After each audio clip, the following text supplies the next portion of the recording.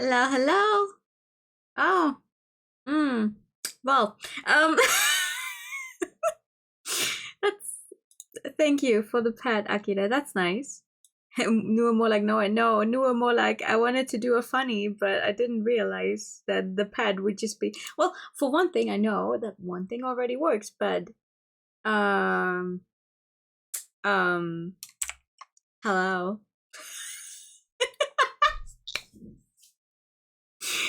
So the pad works. That's good to know.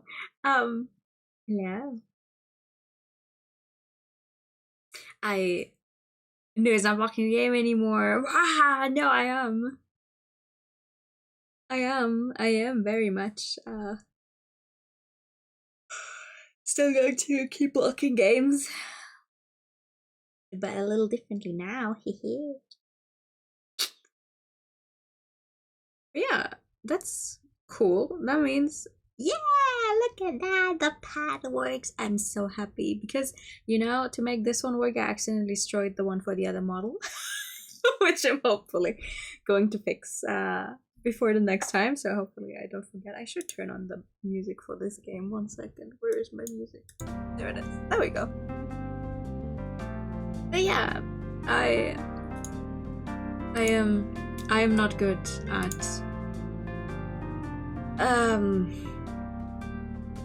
keeping secrets or doing big announcements for like, oh yay, look at this. Look at this. Here's a new thing that I have, so here it is. I am now also part of the Chibi family squad made by Haru and Mia, and just look at this. It's so fucking adorable. I love them. I love their both of the work so much. And I thought, you know what, might as well. We're playing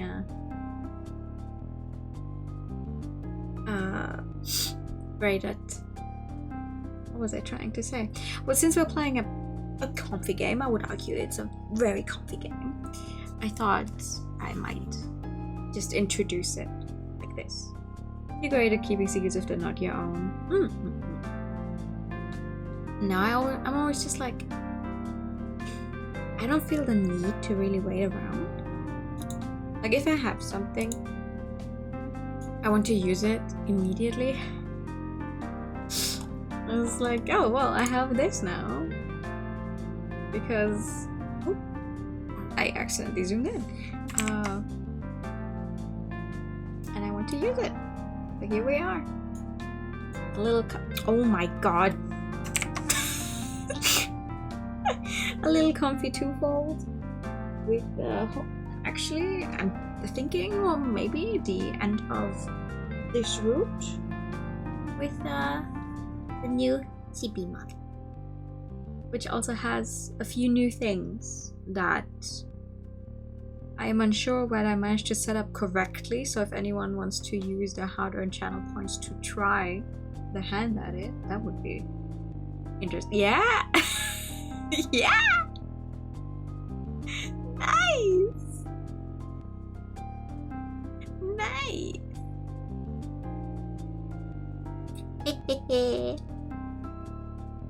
Cool. So that works. Yay! I am very happy. In case you hadn't noticed yet, I'm very happy. This is also the reason why a bunch of other redeems are just not turned on today.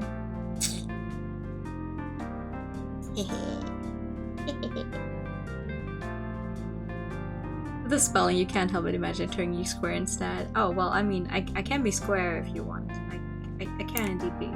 Nope. I can be square. If you want. This one I need a name for. This one I need a name for so we can put it on a redeem, but I don't know what. Makes you look like toast. That is the point. This is toast. It is supposed to be toast. That's why it makes me look like toast.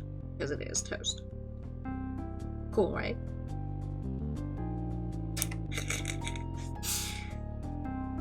But yeah, I don't have a name for the toast one yet. I want to make it a funny thing, and then we can put that on a trigger. We're soon toast. Well, now you know. Look at it. Every move I make is so silly. Yeah, let's actually get to the game now. We got right up to chapter 3, which means we were celebrating something. I think. First and foremost, I hope everyone had a great holiday. Oh no, we're meeting again. That's what we're doing. Oh my god. Been a few days and I already forget everything. Grace stands at the front of the table while the rest of us clutch our various caffeinated drinks. There's only a couple of weeks before the semester starts, but Caprice has scheduled a handful of meetings between now and then. With everything that's been going on lately, this one almost dropped off my radar. If Caprice didn't send me a flurry of texts this morning, it most likely would have. My family and I went camping. That sounds nice. He closes his eyes, brow furrowing, reminiscing about something I don't want to even imagine. I die camping out in the snow. I'm jealous. Oh. Allison's expression is so downtrodden, she gives a depressed kitten a run for its money. Eileen's quick to notice, looking more than a little flustered as her eyes shift away. Yes, not all of them, but the ones that you still see should work. I set them up. At least I think I set them up in a way that they should work, so... Yep. If you'd like to try, here you go. Yeah, why?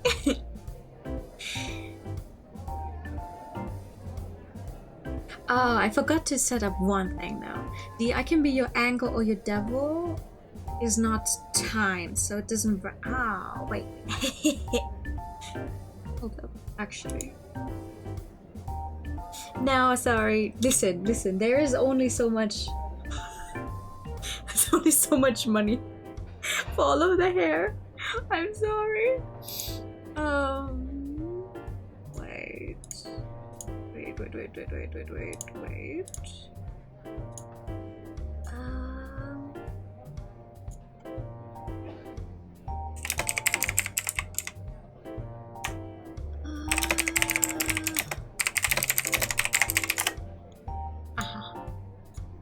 Live recently wins. You will refrain from bullying too much. Excuse me.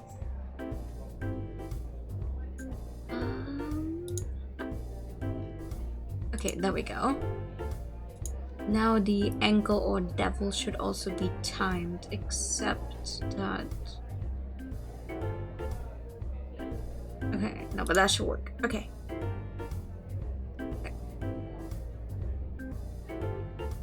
I am excused. Oh, thank you. I'm eternally grateful. Allison's expression is so downtrodden, she gave her a depressed kitten a run for its money. Oh wait, I read that. Sorry. Well, you know, our low-key holiday was pretty nice too. Oh, is it? I'm glad it sounds like everyone enjoyed themselves. Caprice Shaw refocuses the conversation back towards her. But the new semester is just around the corner. Yet here we are, playing school. We don't want to sit around doing nothing. We really only have one semester left, so we gotta hit the ground running. Nope. Sorry, I just have to get used to these first. One vote for sit around and do nothing here. No! Second. No! Maybe just because of how much time I've spent together recently, but for some reason everyone else seems oblivious to Caprice's false start. She looks a bit off rhythm compared to usual. I haven't had time to do much of anything even tangentially related to drawing. I could do with the practice. I give her a smile and she returns one in kind, though hers is tinged with a small amount of sadness. I guess I'm in a similar boat. At least Allison is showing some remorse over it. The season keeps me busy. Lots to do. It's hard to get much of anything done when your day starts in the afternoon. Oh! Eileen responds to Allison's pout with a small smirk. The two share a small back and forth, but I'm too focused on Caprice's tapping fingers to really listen in. Anyway, that's 3-2, majority rules. We need to get back into the groove, and a club environment is the ideal place to do that. Yeah. Did you have anything in mind? Oh, yes, 1 second. Caprice pulls out her phone and begins scrolling through it. Ordinarily, she'd be prepared for this. She's always been quick to rebound, but the holidays are clearly still weighing her down. She's aware of it too. She frowns as she mutters under her breath, trying to find whatever it was she had in mind. Sure, let me just break out my easel and brushes real quick. Aw, don't be like that, Eileen. Another forced laugh from Caprice, this one decidedly more strained. Come on. We all gotta stay on top of our game if we're not gonna fall behind next semester. I'm just saying, we don't need even more meetings over break. I'm getting more than enough practice. Or did you forget that huge project you asked me to crunch on already? Caprice's face falls. Allison gives Eileen a playful shove, laughing. I thought it came out really nice. For something that basically came down to last-minute homework, you mean? Not your best work, huh? Guys, can we focus? Jump in a lake. I did the best I could with what I was given. Miss President was the one who waited until the week before to ask me for help, with nothing but puppy dog eyes and some blurry pictures. Hey. If you didn't want to do it, why did you? Everyone turns back to Caprice, finally noticing her. Her voice isn't loud, it isn't even angry. Even though it came as barely a whisper, it feels like the temperature of the room drops. Not just the painting, but that, too. Like, why did you all bother coming all the way out here? If you didn't want to be here, you should have just said so. Oh, no, Caprice, it's not. I'm going home. She pockets her phone and shuffles the papers on her desk into a neat pile, grabbing her things. The other members of the table look at her, speechless. I want to yell, shake one of them, ask him to say something, but Caprice is already leaving. Caprice, wait. Move, Olive. Okay, but... She pushes past me and out the door, not stopping to wait for anyone. Damn it. I grab her coat and mine and run after her. Caprice, wait up! Oh, without her jacket? Oh. I rush outside to catch up with her. She stops at a crosswalk and barely turns towards me, not able or willing to reply. I'll take silence if it means she'll wait for me. Your coat. You forgot it. Oh, thanks. Yeah! Hi, Mary. She reaches out and takes it off my hand, shrugging it on. I run a hand through my hair. What a mess. What am I supposed to do? Should I ask her to stay? Give them another chance? It feels wrong. At the same time, I don't want her to just go. Nothing can convince me that she should be alone right now, not even Caprice herself.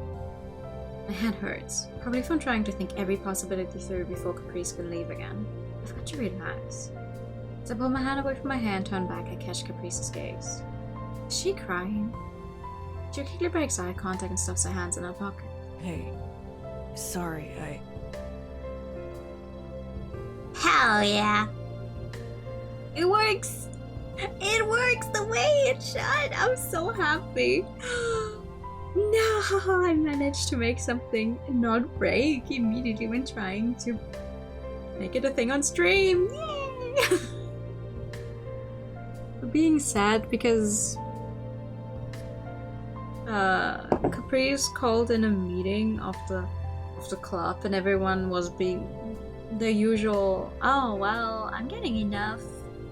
Like, why do we have to meet so often? We're already doing enough. And Caprice is like, well, why did you come then if you didn't have to? Because over Christmas break, didn't go so well, right? But even if it was just playful banter of the whole, this time she can't take it as playful, which is understandable. There's new one, yeah! Hi! Also, hi, Kai! Does not fit the mood right now, I'm so sorry. Please. Olive, I really couldn't stand it if you were just putting up with me too. No, I love you. My entire body was cold as I realized just how much the concentration was playing across my face. No, it's not that at all. I'm so sorry. I love you for you. I can never just make that up. Really? The notion that she could even be seriously entertaining the thought makes my heart hurt for her even more. Really? Shoulders fall a bit, almost imperceptibly. I don't know what I can do for you, so I guess I'll just ask.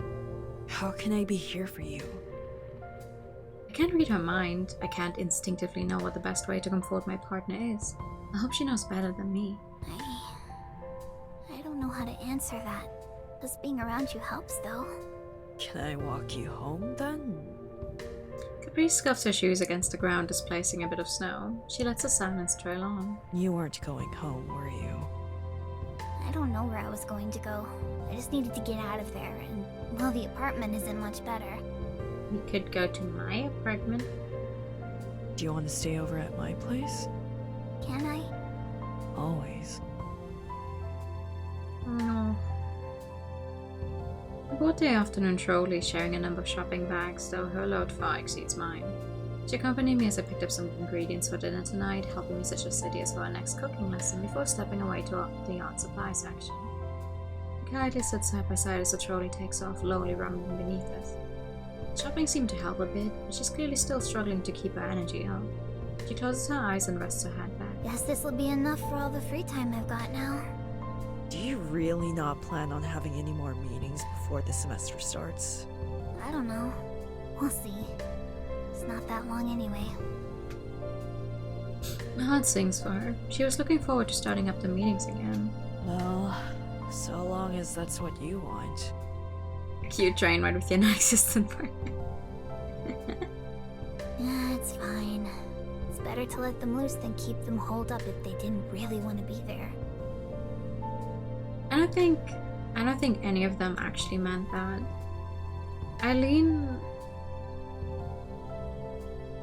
I think if Eileen and Wallace actually didn't want to go, they wouldn't. Eileen is a very brusque person. But I think she does care.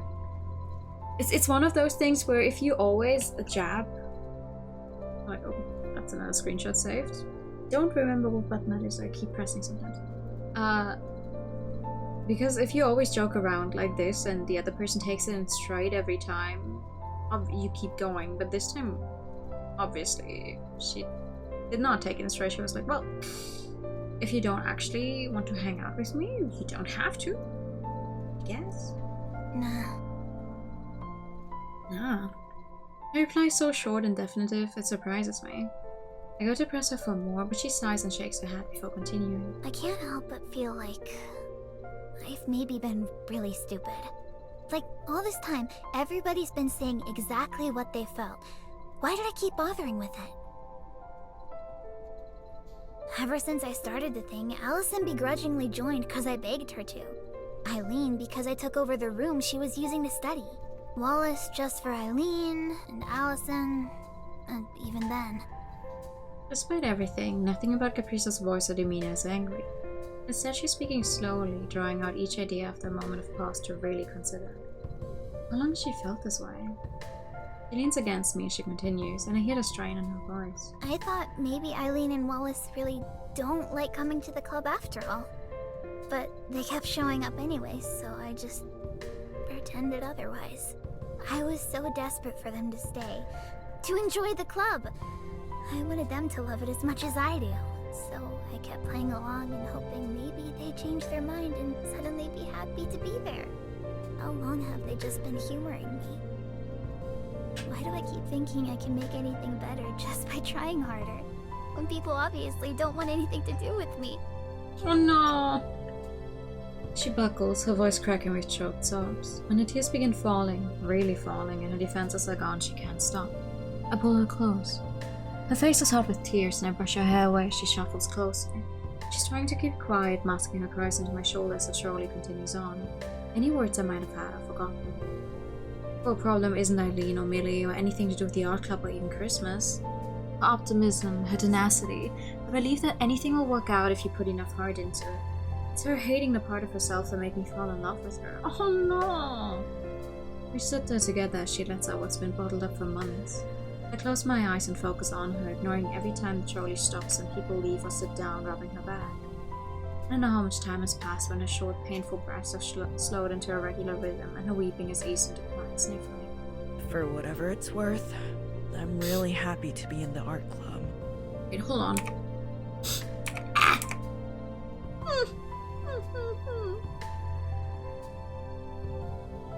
You both of them a big hug. Mood. I love being there with you. I love how much you care about everyone and everything. Yeah. I'm so grateful that you kept reaching out to me. Because my life is better for having you in it.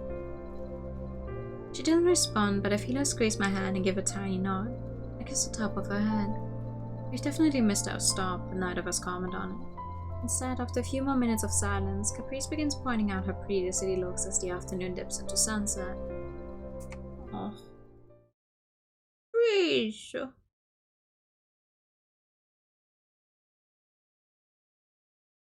I need apologies. Genuinely. Wanna go out somewhere? Like where? Can just be that way. Olive is such a romantic. And like, Olive is also the type of person to go, oh, I don't deserve any of this, and oh, I'm not that good. But I'm like, you care for everyone that you grow close to. You care so much.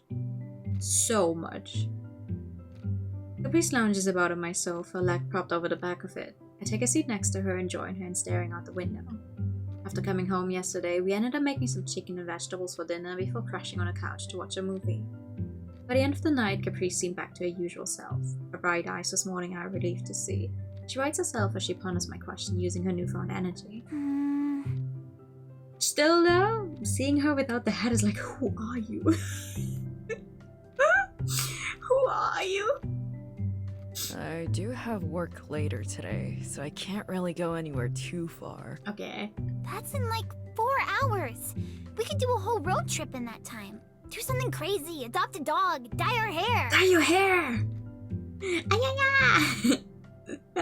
Ayanu! Hello! Adopt a dog! I mean, I guess, technically. You could adopt a dog relatively quickly, yes.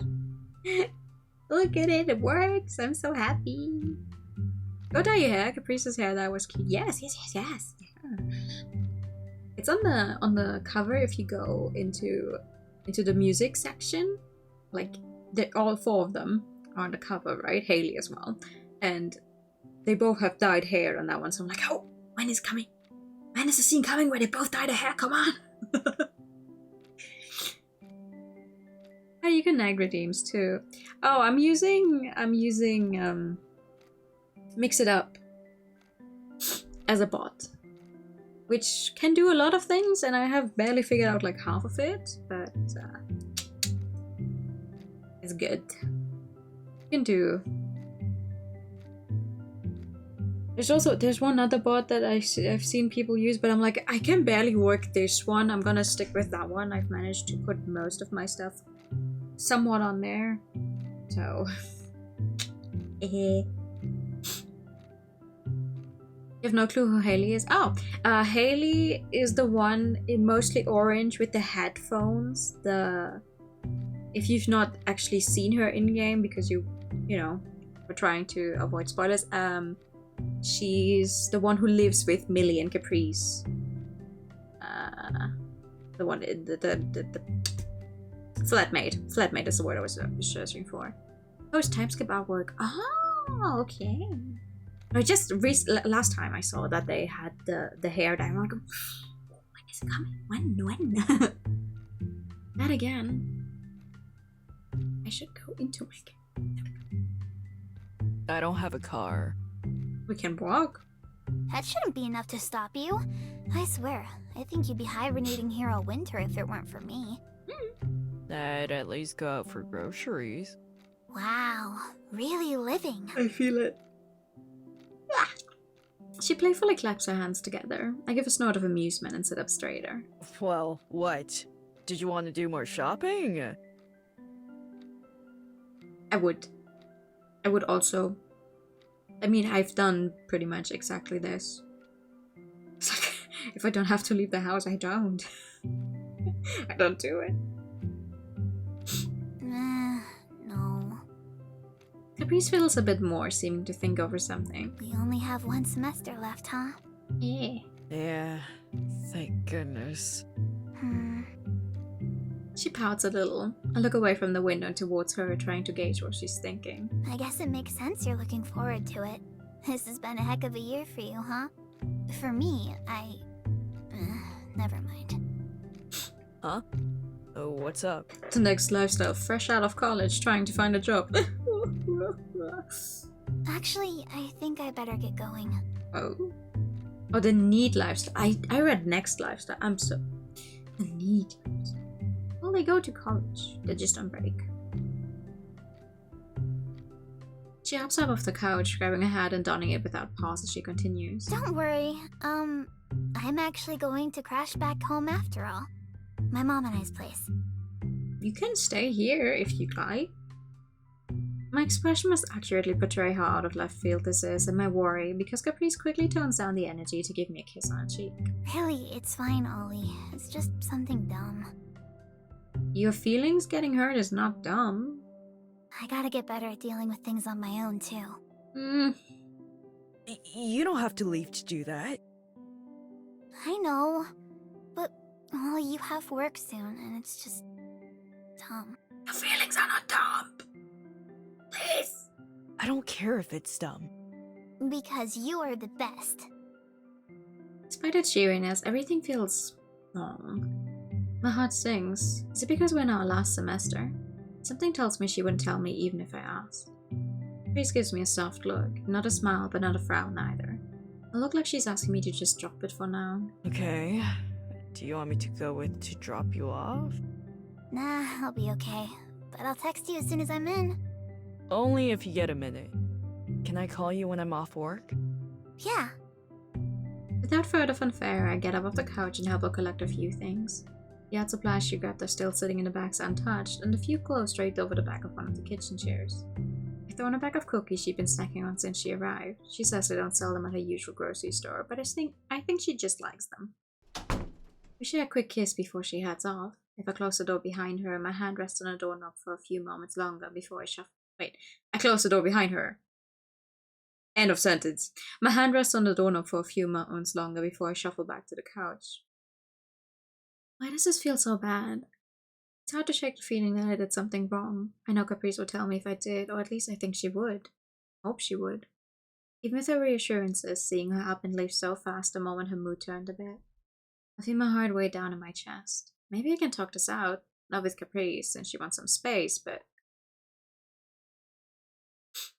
Oh, we're back to the very beginning, CG. Just with a very different... Well, slightly different mood. Yeah, I read that wrong. After an extra second to think it over, I pull my phone out of my pocket, fully collapsing onto the couch as I hit the speed dial. Hello? Well, listen, Olive had the problem of maybe not being able to continue college if they didn't make it through the semester, so yes, they're happy they made it through, and the next one is going to be the last.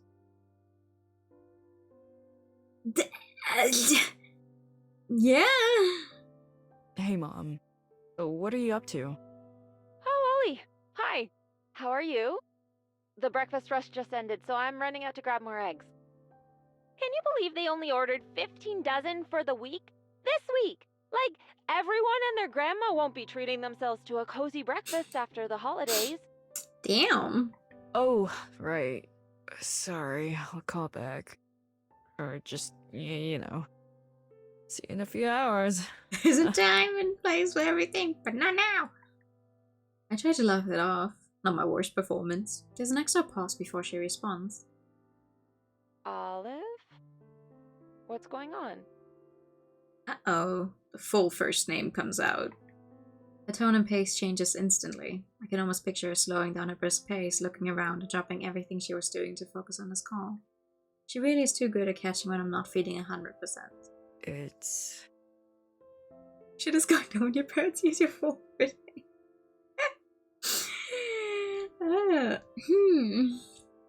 Hello, I'm good. How are you? Dumb, I want to say. Knowing how that sounds firsthand now, I take a deep breath and start over. It's Caprice. Do you have a second? She will have several seconds. She listens quietly. I try to convey all the information as concisely as possible. Fight, how Christmas went, the art club, and then this morning. Still, as much as I try not to, I know I'm rambling. I just want to help her. I'm trying to just be there for her, but I don't know if it's enough. She started saying some really sad stuff about feeling like her personality is pushing people away. I love her. I love every part of who she is, but... My voice trails off and I feel the stress of it all wash over me in a wave that I can't stop. I try to keep my voice together as tears well up. I just don't know what to do. Well, that sure is a version of this specific artwork that I did not need. I do not want to see any of them cry, hello? She really does her best. And I hate that I can't show her that it's not her fault, that things aren't working out. She's being so unfair to herself. She's amazing. At the very least, I want her to know it, but I can't even do that. I don't know what to do. My mom shuffles somewhere on the other end of the line. When she speaks again, it's quiet. She must have moved somewhere more private while I was talking. Oh, Ollie. You are being so hard on yourself. It sounds to me like you really love Caprice, and she really loves you. Why else would she always reach out for you first? Listen, dear. You've always been the type to stop at nothing to try to help the people you love. I'm taking her back. Her voice takes on a lecturing tone. Whether it's you burning yourself out on school and work to try to make me proud, or feeling bad because your girlfriend is going through a hard time. You care so much. Please be kinder to yourself. That's Mom, weaving life advice into reminders of her love. It wasn't that long ago I was on the same couch calling her about failing the semester. She's right, I'm back in the same situation as before. Okay, Mom. I'll try. But I can't promise I'll stop trying to help in any way I can. We promised after all. Christmas, we promised to take care of one another. I can't let that go to waste.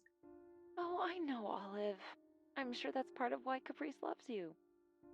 Just remember to give yourself a little slack. You can't fix everything just by trying hard enough, right?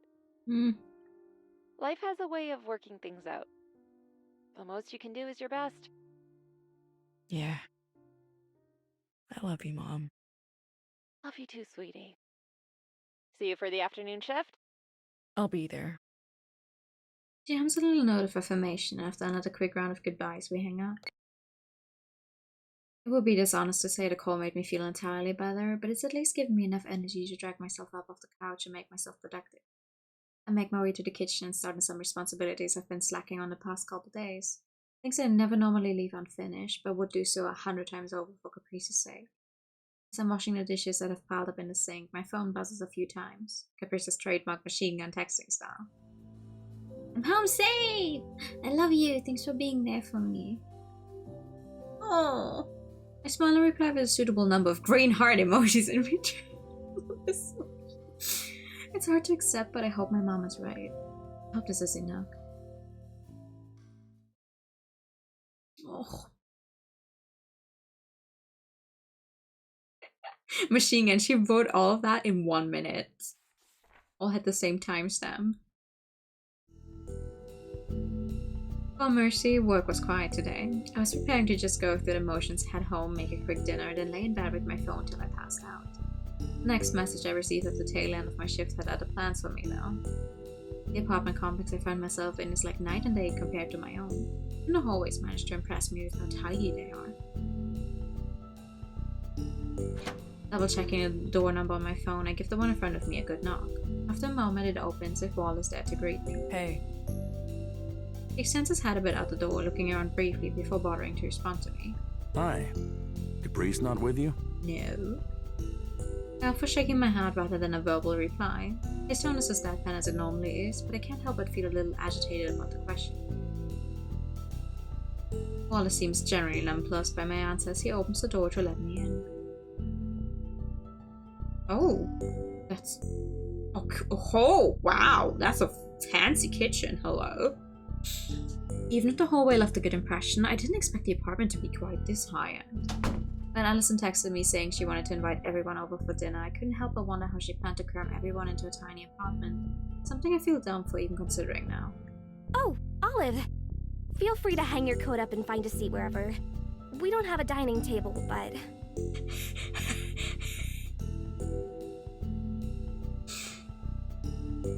No one's eating a thing till everyone's here.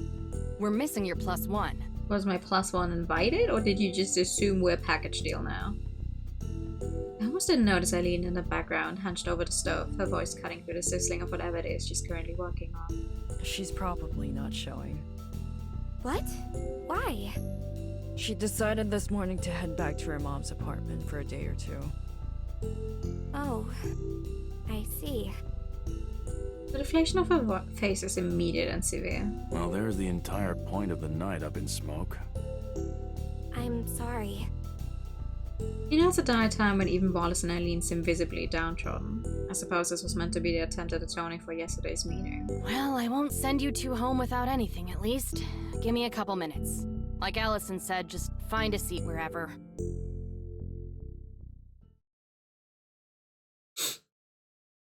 Allison and I share the couch with Wallace off to the side in his own chair. Eileen comes around and passes out our meals. A modest dinner consisting of various veggies and strips of beef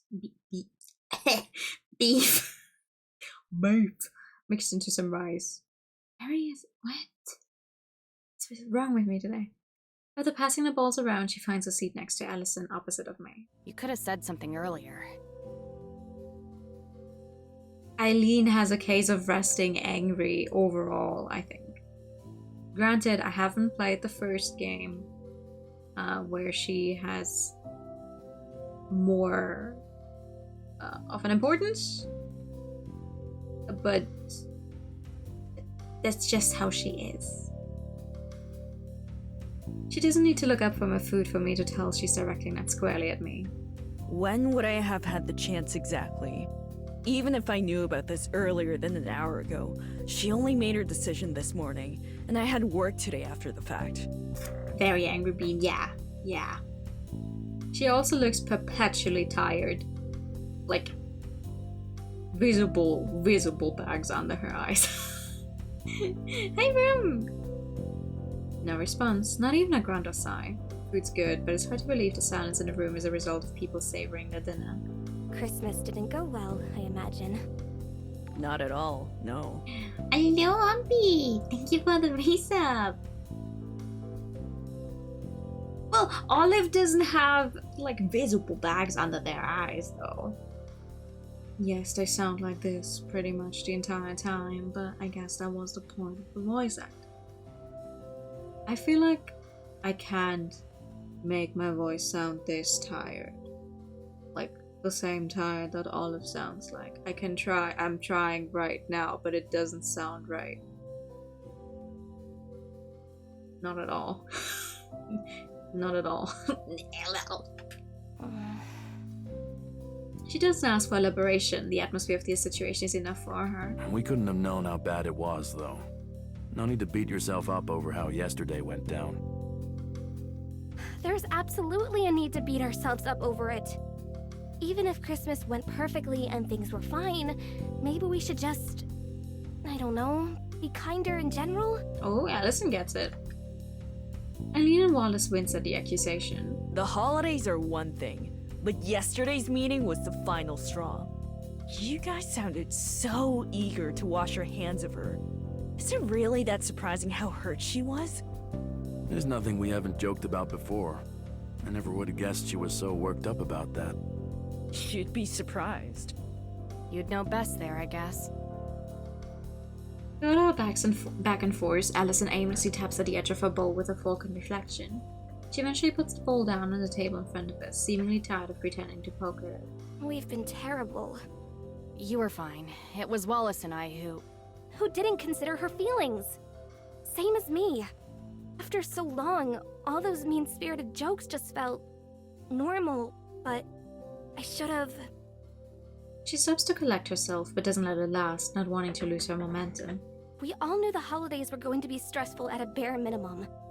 Then, as soon as we came back from them, everyone laughs about not wanting to be there? How else could it have gone? Well, it wasn't the first time, and she'd always let it run off her back before. There shouldn't have been a first time. She stops herself with a deep breath. When she speaks again, her voice is noticeably quieter. You're going to call me silly, but I really do think we owe her more than that. Eileen, you and I would be entirely different people without her. I know you don't have anything quite like that, Wallace, but... No. I get it. Yes! And as for you, Olive...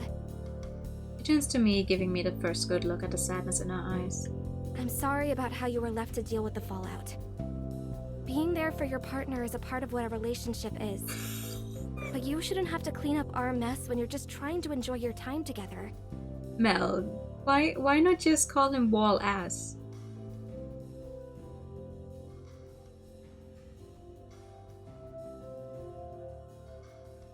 But it's good that they're, like, realizing. That they're reflecting? Hopefully?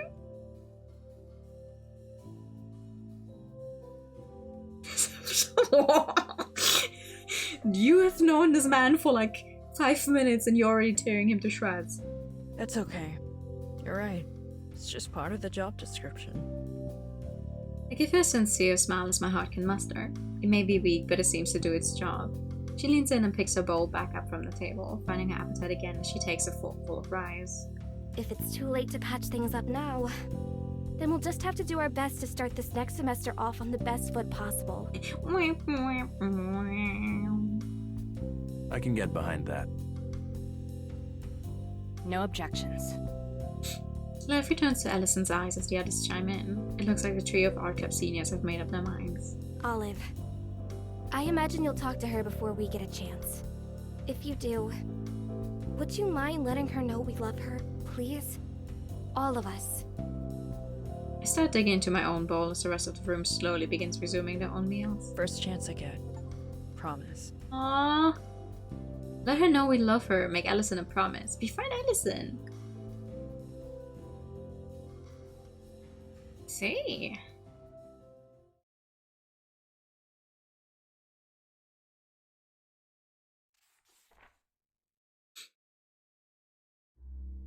Quiet sounds of the evening make their way through my window, heard despite the TV absently playing. I tap away on my phone, drowning out whatever rerun is showing tonight.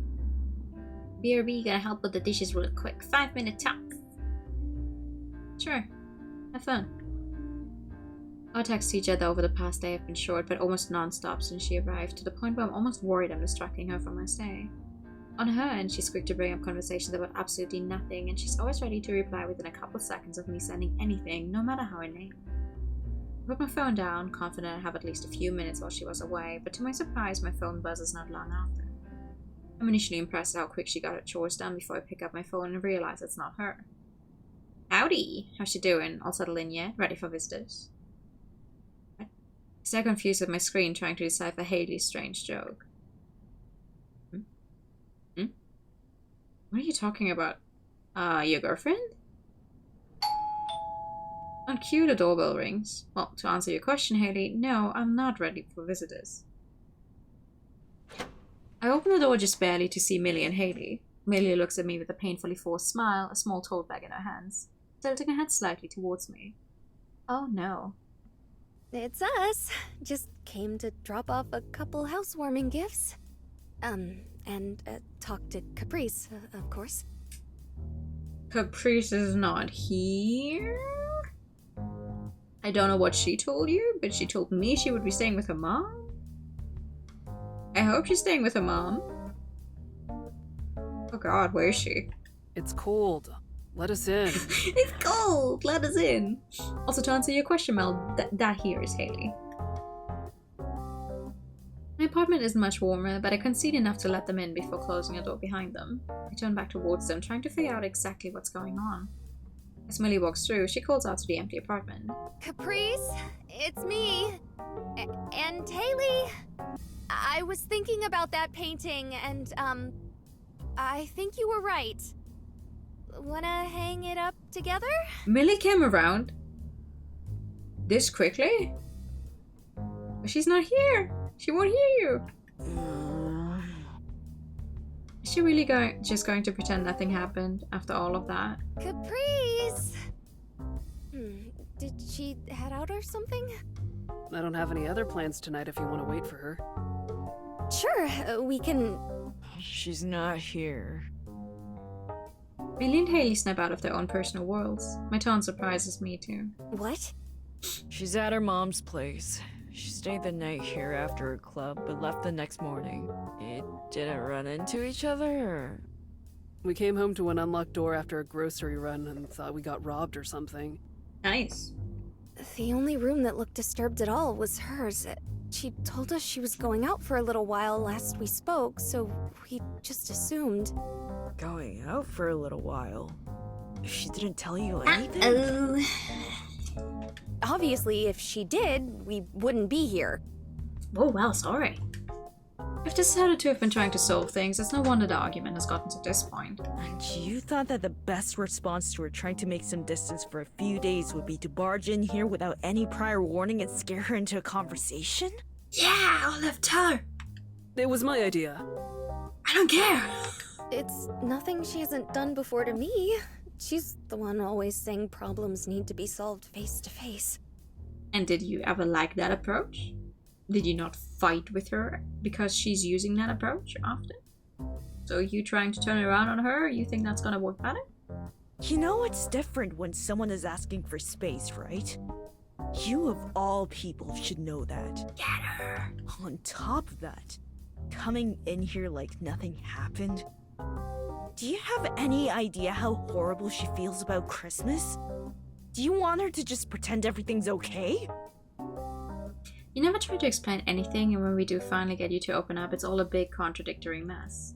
And here Millie is. After screaming that she wanted Caprice out of her life, she's here sweeping everything under the rug and trying to make amends with a portrait that she hated just a few days ago. Hey. Hey!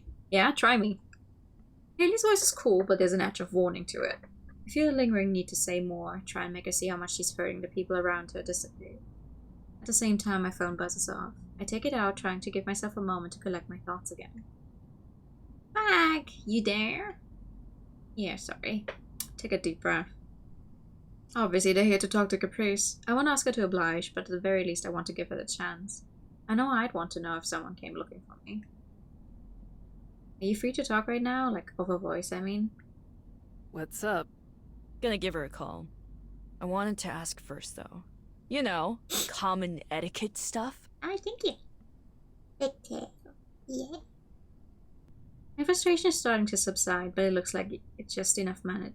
It looks like I just enough managed to hold. What? Oh, okay, wait. My frustration is starting to subside, but it looks like just enough managed to hold on for me to glare a couple daggers at the two. There we go. I cannot read. Hello, thank you for the follow. Welcome in. Eventually my phone starts ringing. Guess that's a yes. It doesn't take me more than half a second to answer. Hey. Hi! It's so good to hear you. It's been such a busy day, it feels like it's been forever. English is hard. I have no respect for this language.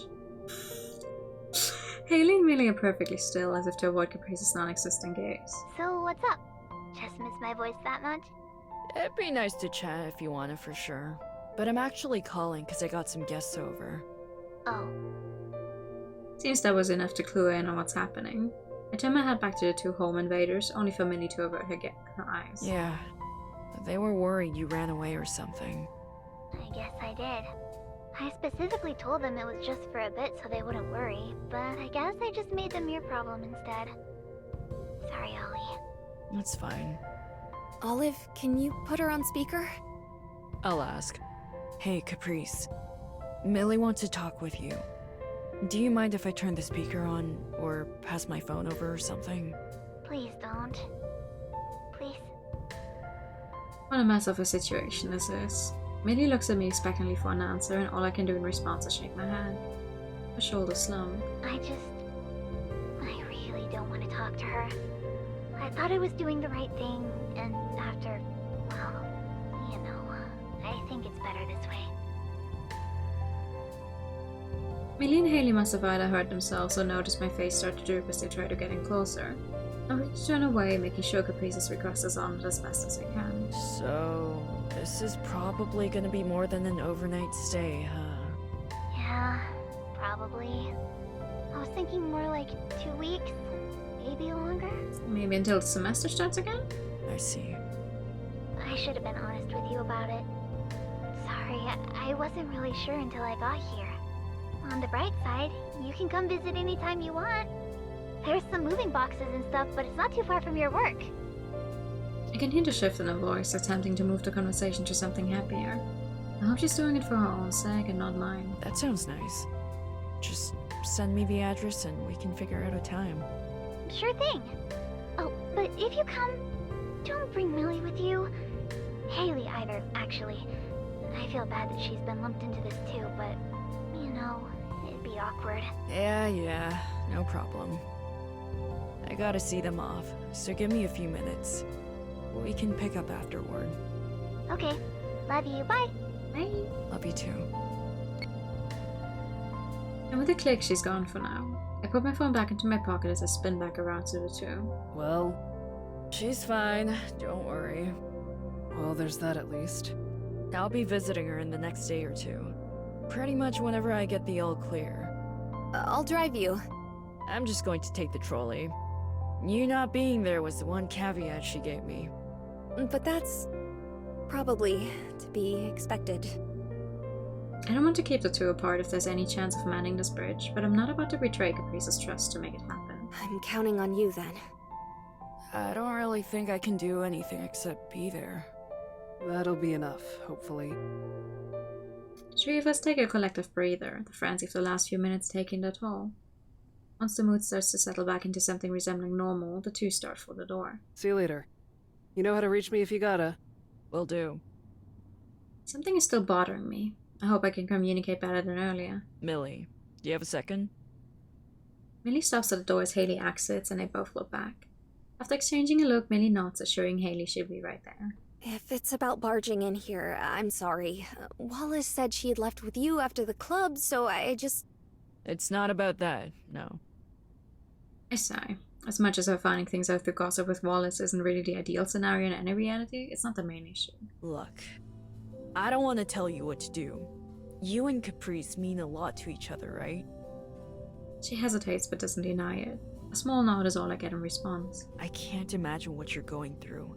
I'm sure Caprice can't either. But I know it can't be easy. But this hiding behind a smile, running away from everything and then blowing up, over and over again, it's not sustainable. Whatever you need, I'm sure Caprice will try her best to provide it. But if you don't tell her what it is, she's just going to keep guessing and guessing, even if she gets it wrong. She's not the type to give up, but at some point, she might. She's not invincible either. Even after all this. That's all I wanted to say. Millie climbs up, something I should be used to by now. She doesn't leave immediately though, glancing down towards the floor. I'll see you around, Olive. That's as best as I can hope for right now, I guess. A couple of small waves and a closed door later, I'm alone. My phone is silent for the first time all day. I resign myself to turning in early, hoping naively the extra sleep might somehow fix how I'm feeling. Does it ever? Turning in early, trying to get more sleep.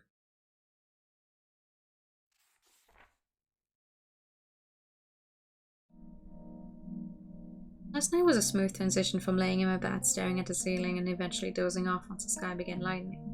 I managed to get about 3 hours of shut-eye before the buzzing of my phone.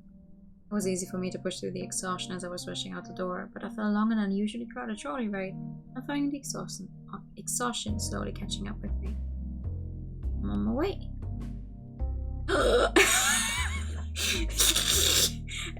Just 500 exclamation marks. I'll be waiting. Still got like 20 minutes. Exactly, see you soon. You are so cute. Caprice's complex stands rather tall, sandwiched between two similarly sized buildings. I followed the directions thus far, and the layout isn't too dissimilar to mine, so it doesn't take me long at all to navigate its corridors. Now comes the hard part. She reminds you of a hummingbird. Just vibrating. I love her. Ping pong. You dyed your hair! I nervously ring the doorbell, only for it to swing open almost immediately. On the other side is Caprice. It's only been a little while, but the last couple of days have dragged on forever. You know when you feel bad, you have a mental breakdown, so you just stand at 3 in the morning. You stand in your bathroom to dye your hair.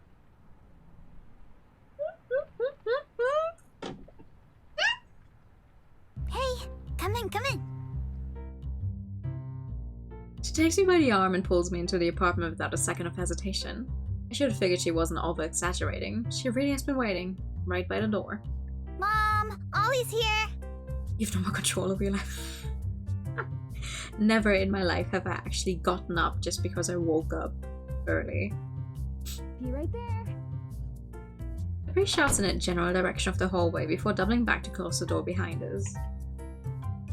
I rub my eyes trying to get the sleepiness out of them. My eyesight has been blurry, sure, but she looks different, doesn't she? How was the trip? Cold? You should really bundle up more, you know. Did you dye your hair? Says you. A hoodie isn't a coat. I run warm. Is she going to bring it out? Should I? So... You look nice, by the way. Oh, right, this. I didn't realize you were being serious when you brought it up before. It looks really good. I didn't really realize it either, but, you know, I just kept thinking about it. And I just really wanted to change, I guess. She absentmindedly plays with a few stray blue streaks, twirling them around her finger and admiring them. I feel a small pang of sadness at how much I dismissed the idea at first. I resolve to make sure I don't do that again. Seeing how happy the little changes made her despite all of the stress, I wish I could have been by her side to make it happen. Oh man! I've never dyed my hair blue before. Honestly, I've not done too many colors, but now I want to. I want to.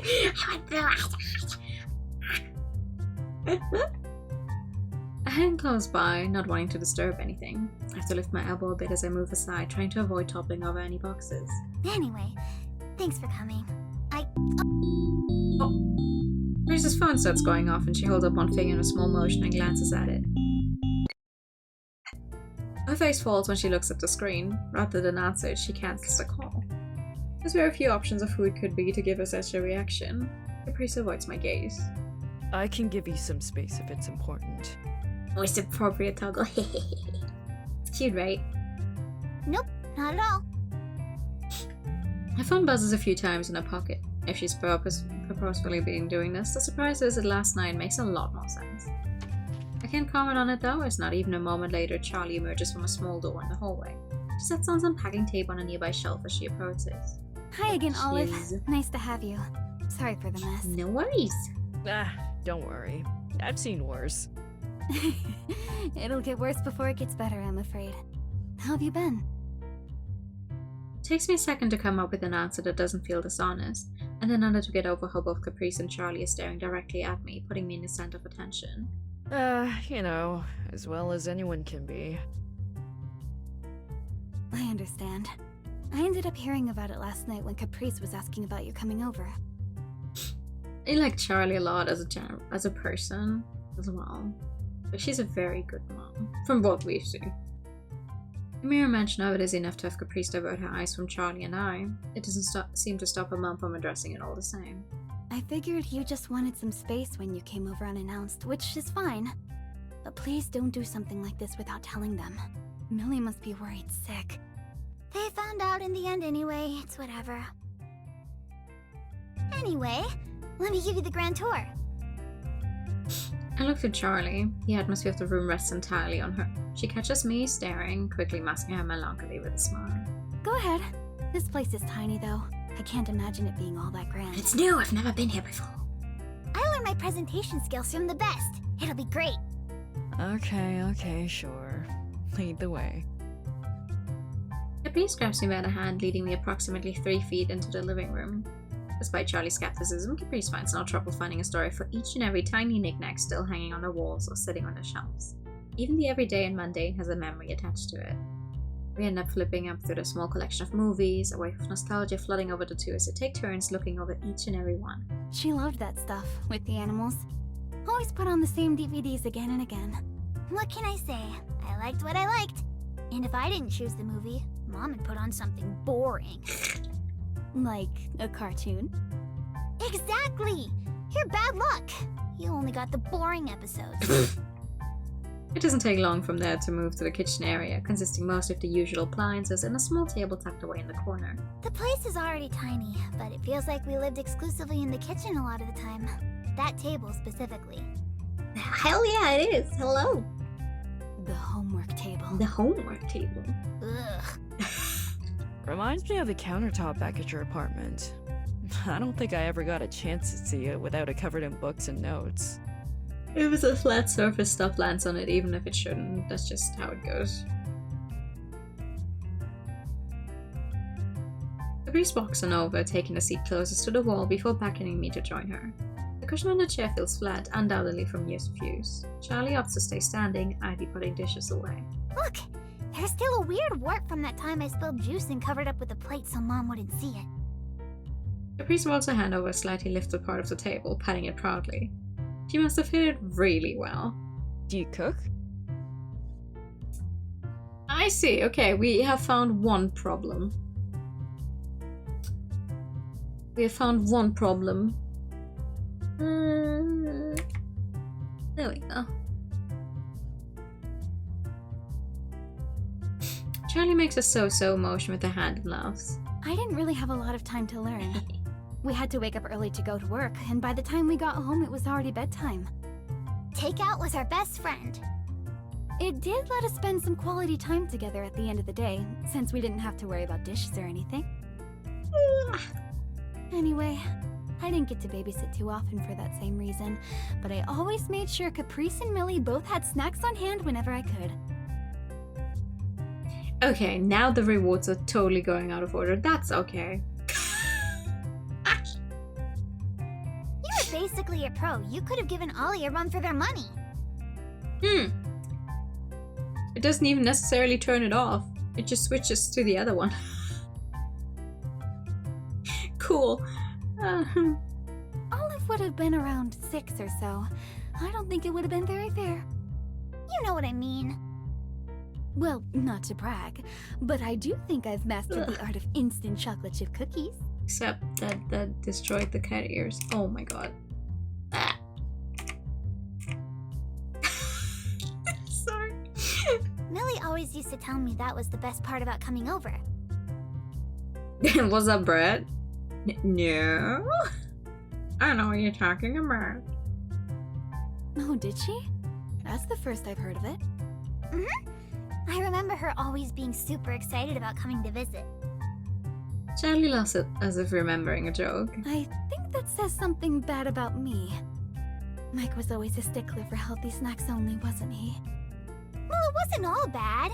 His snacks had their own charms. Don't try too hard to convince yourself. I know how much you hate pears. Oh yeah, me too. The conversation is vague and personal, but my imagination can fill in the blanks. I see it clear as day. Caprice and Millie sitting here, scratching away some doodles on a map sheet, nibbling away at whatever Charlie prepared for them that day. Mike coming in to pick his daughter up, maybe staying a bit longer for dinner, and doing it all over again another day at the Clark's house. I don't need a first-hand account to see how much of a family these two homes really are. I guess Millie disagrees, but I wonder if she looks back fondly on those times regardless. I miss those days. Me too, sometimes. More than sometimes lately. Occasionally, I sit here and... She fidgets with a fork in her hands. Well, wish it was a bit more crowded. She and Caprice shift their heads downwards in almost perfect unison. It used to feel a lot bigger. Because you used to be a lot smaller. A smile returns to Charlie's face as she drags the mood back onto its feet. I'm more than willing to do my part. She's not exactly very big now. Ooh. Hey, it's not like you're a giant yourself. I tussle her hair and she weakly swats me away with her hands. Little blue highlights peek out at the movement. It really is cute. Taller than you. She makes up for it with pure energy. Tell me about it. I rub Caprice into a hug and she squeezes me tightly in return. I hear her phone vibrate in her pocket again, but she makes no attempt to even glance at it. Come on, I'll show you my room next. She grabs my hand and begins to lead me away. I'll finish cleaning up. Take your time. Aww. Oh, what a cute room. Caprice's childhood room looks about what I expected. Blue from top to bottom. Guess she's always been consistent about that. The various posters and canvases littering her walls don't stick out as a surprise either. If the living room is anything to go by, I'm sure the numerous toys and other bits and bobs all have their own story. Just how I left it. Well, since moving out in general. Obviously, I was sleeping here the last couple of nights. Yeah. It's very you. Coulda swore your favorite color was orange, though. Har har. She sits on a bed as I walk over to a desk stuffed in the corner. There are papers scattered on it from old schoolwork to sketches. The entire desktop is like a moment frozen in time. Hey, did you draw these in high school? We let her like blue. The orange thing is just a joke from very early on in the route. I hold up one of the papers filled with figure sketches. Yep, I took art classes back then too. Oh, check this out. Yeah? I join her on the bed as she grabs a plush Otto worn and well loved. Mike got him for one of my birthdays when I was little. Mom said I refused to open any other presents after, and since then they've always joked about how they could never top it. Her voice begins to shake as she gently strokes the Otto's fake fur. I didn't take him with me when I moved out for college.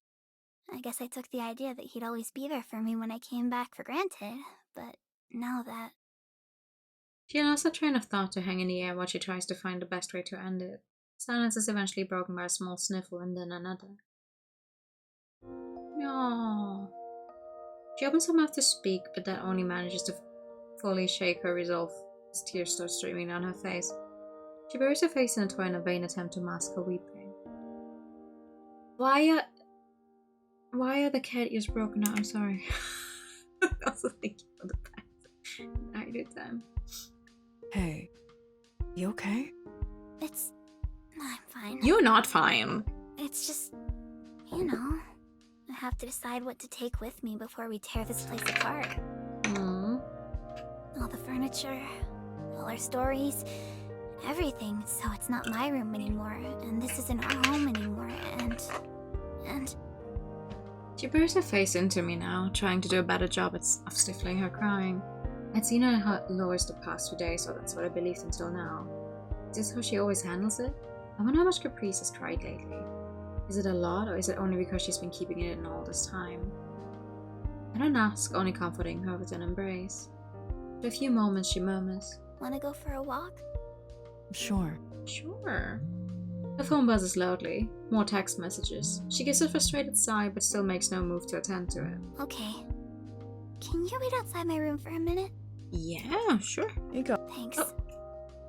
Take your time. Take your time is what I accidentally skipped, my bad.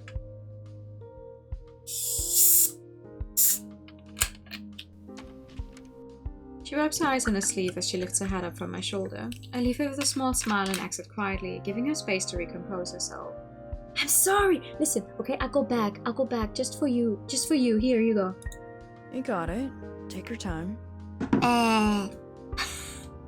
How dare I? Accidentally skipped. It happens to the best of us. She wipes her eyes on the sleeve as she lifts her head up from my shoulder. I leave her with a small smile and exit quietly, giving her space to recompose herself. I went into the living room, Charlie sitting on the sofa, the grim expression on her face telling me she must have overheard the most important bits. Don't bonk me! I'm sorry. Everything alright? Not really. Yeah, we're going for a walk. She just needs a minute. It's hard, you know, leaving this place.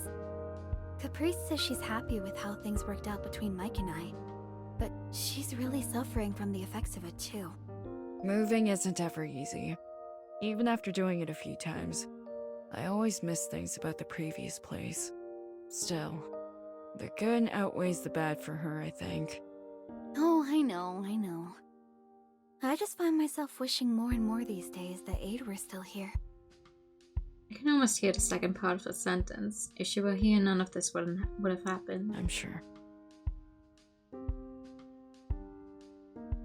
She responds with a long, heavy exhale. The Clark house was always a second home. We'll eventually be fine. Millie, though, I'd give anything to help repair that bridge, if she'd let me. She's going to have to accept what's going on. Doesn't matter if she wants to or not. Caprice has emerged from her room, bundled up in her usual winter wear. A couple sketchbooks are thrown under her left arm, with a megaphone occupying her right hand. A megaphone? Caprice. I tried to get her to understand. We've done everything we could, Mom. She doesn't care, so we shouldn't either. I thought our friendship meant more to her, but I guess I was wrong. I give up. The 3 words I never expected her to say finally leave her lips. My chest hurts, and Caprice's nonchalant tone twists the knife further in. Caprice, hey. You don't mean that. The shock in Charlie's voice betrays any sense of confidence in that sentence. A cold pulse sweeps over the room as Caprice shrugs. I know she's been calling you all day. Can you imagine how alone she feels right now? How she feels? What about me? What about you? We have each other, Caprice. Mike is here for us, and Olive is here for you too. She only has you. Had? She made it plenty clear she doesn't want me in her life, Mom. She said so, word for word. It was a stressful night for everyone. Stop trying to make excuses for her. She can't just lash out all the time and expect us to just... Another phone call. Ending her thought with a grunt and whipping out a phone only to turn it off, Caprice turns towards the door. Whatever. Wanna go, Ollie? I guess. Caprice gestures towards the door with her head. She avoids direct eye contact with both me and Charlie as she walks past us. Sure. Where are you going? Just down to the pond. We'll be back later. Pond! Okay. Take care. Stay safe. Will do. See you. Out the front door, she begins to walk down the road, still clutching her art supplies. She walks fast, so I try to keep close.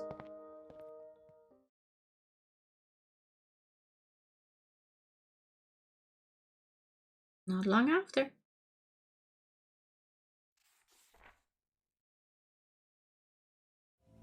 I don't remember a pond being that close by, or at least I didn't see one on the way here.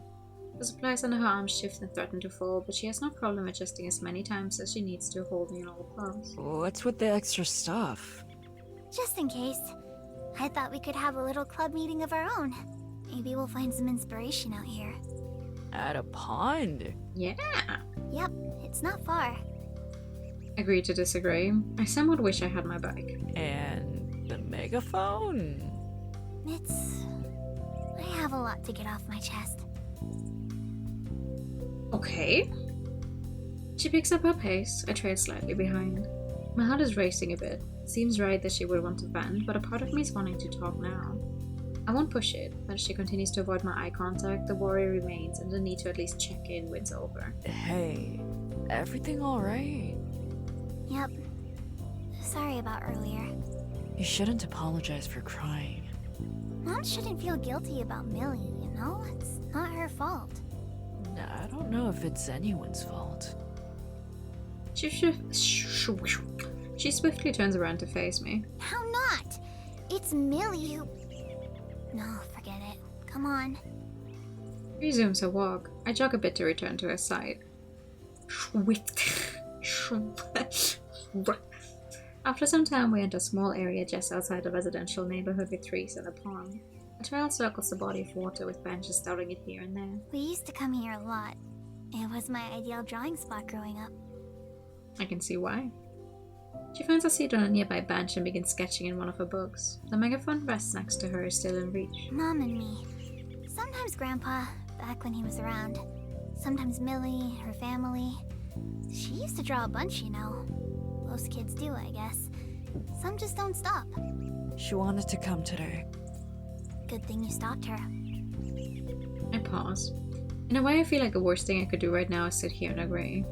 I wouldn't say it's just my newfound optimism. There's something in the way Caprice glares down at the ground, her fingers gripping her sketchbook tightly, makes me think she wants to be wrong. I see my resolve, but of soft touch to Caprice. She doesn't move away, so I brush away a stray piece of hair from my face. She wanted to talk. What else is there to talk about? She wanted to argue. She glares toward me now, but is strained. I smile a bit, trying to offer whatever sense of ease I can. It didn't sound that way to me. What else is there, Ollie? What else can I even say, or do, or...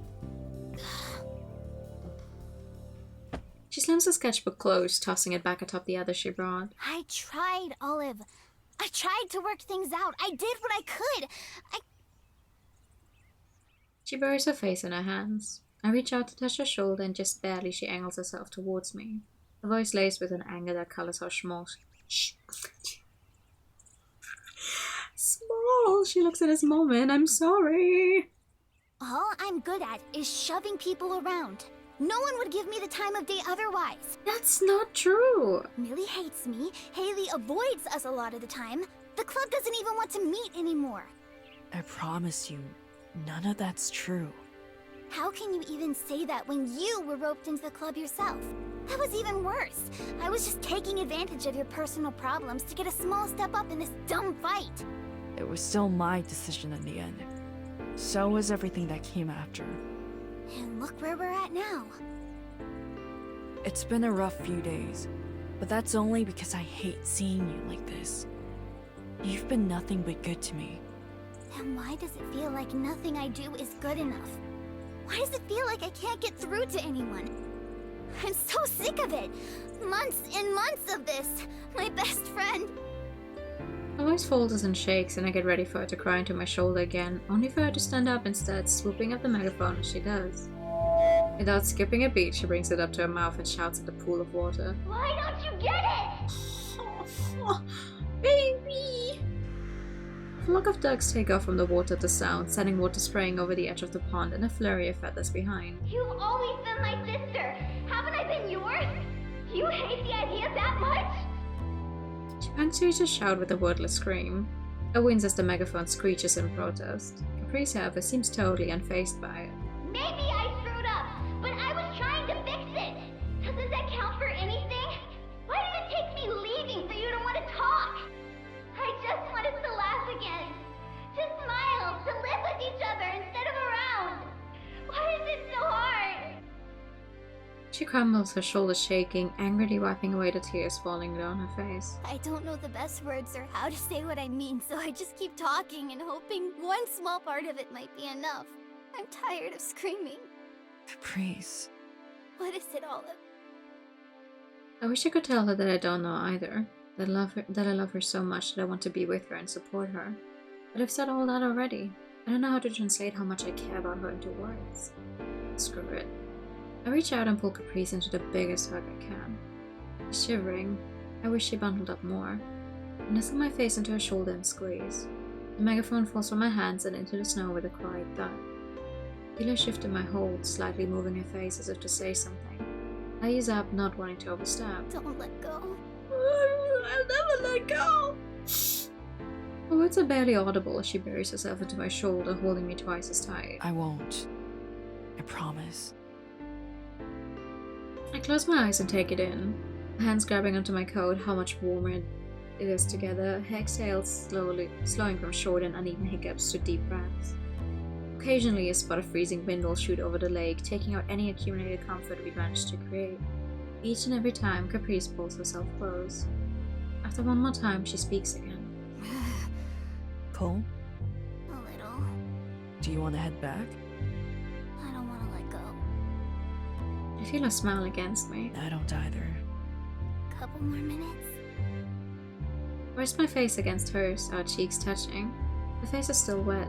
I don't mind, but I try and wipe whatever I can away with a small nuzzle. Yeah. Sounds good. After some time, we find a way to part. still leaning on each other as we take a seat on the lakeside. She asks me if I want to listen. I do.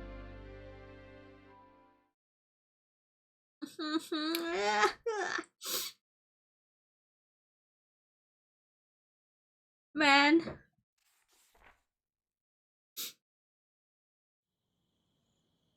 We don't return until the sun has already begun to set. Hey. Hey! Hey. Hi. Reese's eyes are red from tears. When she speaks, her voice is hoarse and raspy, but she manages to smile. If Charlie notices, she doesn't say anything. Meanwhile, Charlie herself is very obviously attempting to keep a casual air, likely to avoid another confrontation like earlier. She wrings her hands together as she searches for light conversation. You guys have a good walk? We did. I think so. I've got a pizza in the oven if you're hungry. Ooh. I'm starving. That sounds great. Thanks. The few of us have a small, quiet meal together. We chat a bit, and though Caprice is soft-spoken beyond just a damaged throat, it feels less sad and more contemplative. At the pond, after the shouting and the crying, we talked for a long time, as much as she was able.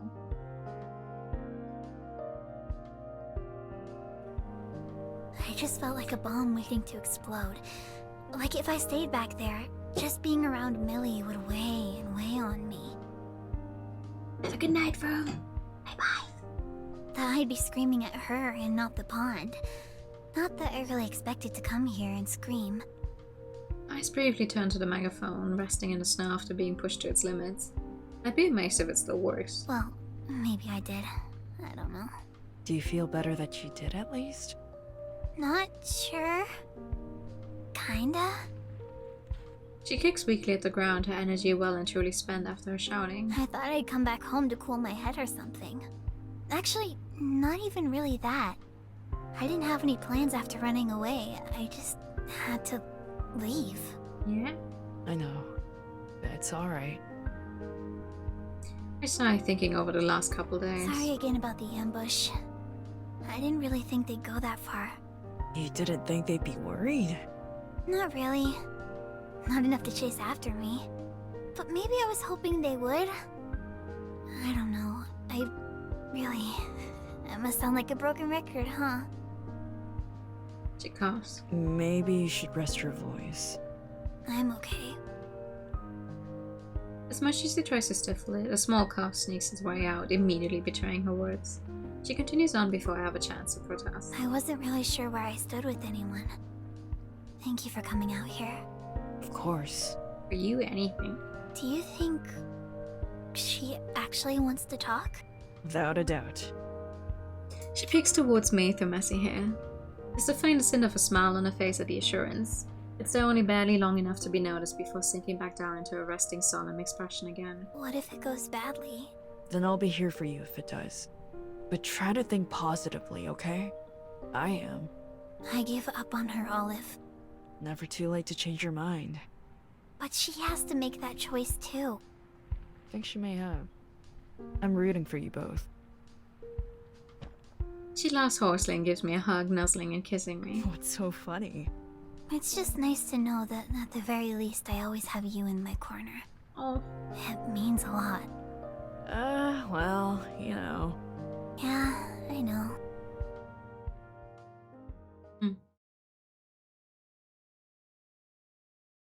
As we finish up our dinner, I start thinking about how I'll get home, my body finally remembering how exhausted I started the day. Shoot, it's getting late. I should call for a ride or something. I thought you were staying the night. It's New Year's Eve. It's New Year. It's what? It's what? Has it been a week already? Where the whirlwind I found myself in time becomes a total blur. I wouldn't want to impose. What? Plus, I've got work tomorrow. What do you mean it's New Year's Eve? I could drive you out if you want. You do that for me? Sure. Is it in the morning? Hi, Raiders. Welcome in. Hello. I'm new and like a Club Ping Vision of his JRPGs. We're currently playing Twofold. Hiya! Our stream! Oh, Pikachu for the Raiders, of course, of course. Pikachu!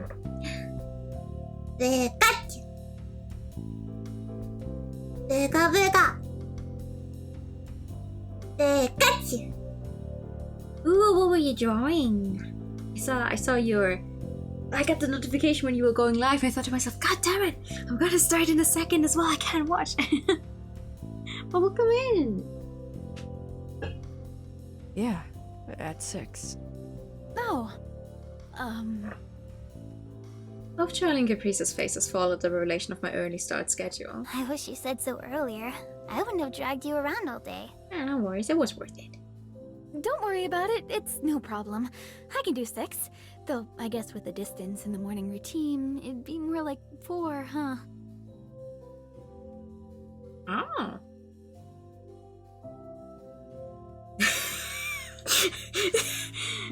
Nah. You can make OCs out of anything. Why not? You You name don't them? need to. The OCs? I know it's a huge ask. Besides, I'd need some cleaner clothes. Then we'll swing by your apartment first. No names. Okay. Are you the type to give your C's names immediately? Because me, I usually draw, but don't like ever put down names. Very rarely put down names. Lesbians, nice. Then it'd just be easier. Wally. She nods her head toward Caprice, who's trying her hardest to suppress a hopeful smile. I was only supposed to help open, so maybe I can see if they'll accept a last-second call-in, actually. I'm sure they'll understand. New Year's is usually a lot calmer than Christmas is for us. Name's me too. Me too. You're the best. Oh, enjoy! Thank you! She chokes on her excitement and starts coughing. Charlie worriedly rubs her bag. You sure you're okay? Just had a lot to get off my chest. All good now. Caprice spends the rest of the meal animatedly talking about this and that, previous New Year's celebrations and the favorite memories. For the first time in what feels like a long time, Caprice is acting like Caprice again.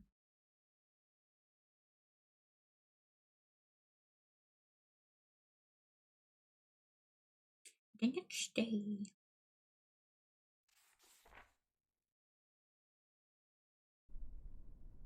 Fiona was kind enough to accept my last-minute request and even apologized over having Mom come in over Christmas, though I'm sure they had apologized to her directly already.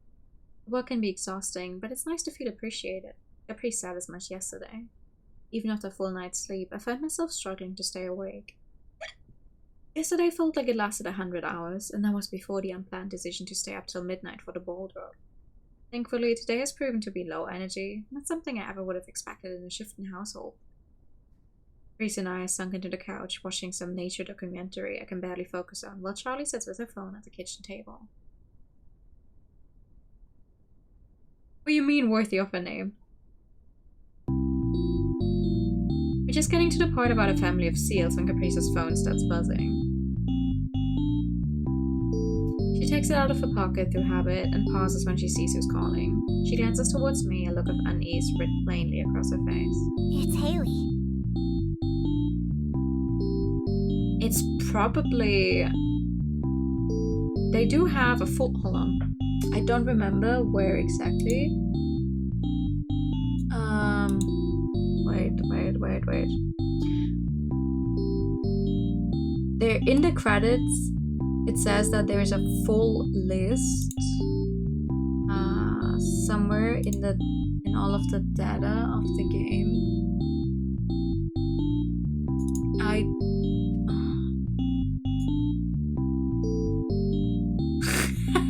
If I go into the game files, there's a warning.png which just says you wouldn't RPA extract a game. I don't...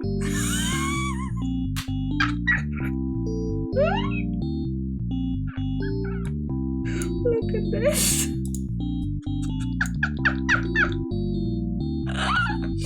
No, but in the credits it says there's like a full list of all of the stuff that they use for it. Also all of the assets, so I'm assuming it's somewhere in there. You know what? I will look into that for you and find out what that ringtone is. Hi, Bubba. Whimsical. Oh, yeah. Oh. You will not be extract again. yeah. I'll have a look see and find it. I'm going Good to answer. morning. Okay. I'll be right here.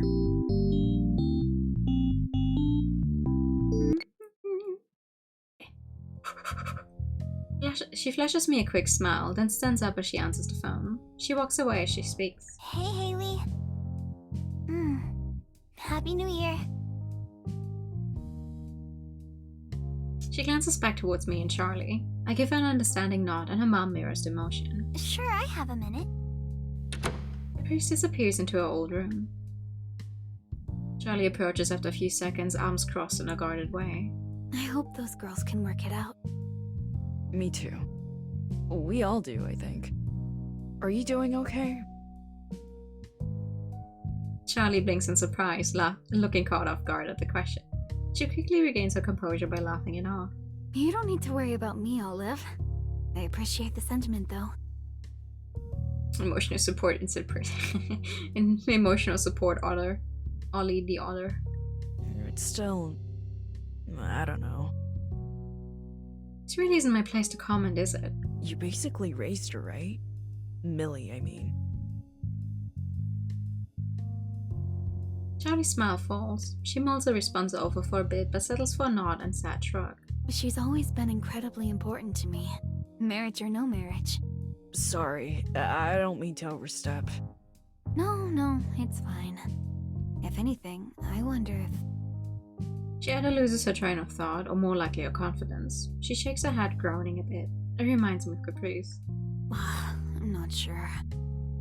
I could never replace Aid. I would never, ever want to. I just wish I could show her how much she means to me. Something I've never considered before, really, is if Millie and Charlie have talked at all about this. Every time it's been Caprice. Part of it has been Caprice's insistence to handle everything, but if they're as close as they must be, considering the years they've shared together, I wonder if something else is happening. Have you told Millie that? I don't want to make things more difficult for her. It's already such a mess. I've been trying to show it, but... well... Losing her best friend young, raising both daughters alongside Mike, and now the marriage. It doesn't take a lot of guessing to understand how carefully Charlie must have been threading ever since the engagement. There's a spike of familiarity in what she's saying, though. Millie has been acting the same way towards Caprice, feigning normalcy and hoping things will get better somehow. It's a sad recognition that the two are more alike than other things. Caprice re-emerges from her room, leaving the door open behind her. She gives a small wave to us. Everything's fine. Haley was just making sure we're all good here. I see. And I spoke to Millie a bit. Oh. Charlie perks up immediately, hopeful. That's good news. How is she doing? I don't know. Fine? It wasn't a long conversation. I see. I told her she could come over to talk. Hope that's okay. The priest purses her lips and closes her eyes, exhaling sharply. Silence ensues. I think I need a new update to give me back my pronunciation. Jesus. Slowly she opens her eyes, glancing between both of us uneasily. I'm at a loss for words. Luckily Charlie speaks up. When is she coming? In like the next 20 minutes. She said she'd be here as soon as possible, so like half an hour, maybe more. Oh, okay. Let me take a quick shower and I'll get out of your hair. Being tiny makes your capacity for words tiny. You're so right. You're so right. Finally, I have something I can say whenever I manage to not speak properly. It's the capacity of the model, actually. Smaller model, small. Huh? No, you don't have to leave. A mixture of shock and fear laces Caprice's voice. She takes a small step forward and waves her hands, her attempt at calming her mom looking more like a desperate flayed for help. Are you sure? I can't imagine it'd be comfortable talking in front of all of us. I feel a bit put on the spot, but she has a point. If this is the attempt at reconciliation, I don't want to make things awkward. What, do you think she's gonna feel outnumbered or something? Yeah! As if by saying it out loud, Caprice realizes that's exactly what the concern is and shakes. As if by saying it out loud, Caprice realizes that's exactly what the concern is and shakes her head even harder. We're not against her, right? We're all just doing our best. If she's gonna take this step, we should meet her in the middle. Oh. Her voice trembles. She grips her hands into fists, her speech just as much an attempt to steal her own resolve as ours. The only traces of the Caprice who gave up on her best friend are found in the cracks of her facade. The uncertain sigh, the glancing away, the fear that this talk would do more harm than good. For the most part, Caprice is doing what she does best, the very thing I fell for her for.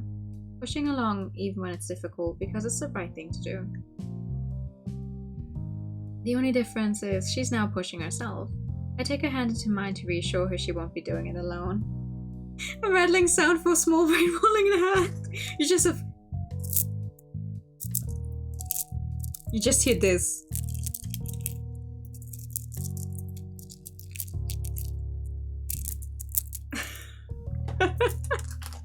I don't have anything to imitate a rattling sound on hand, sadly.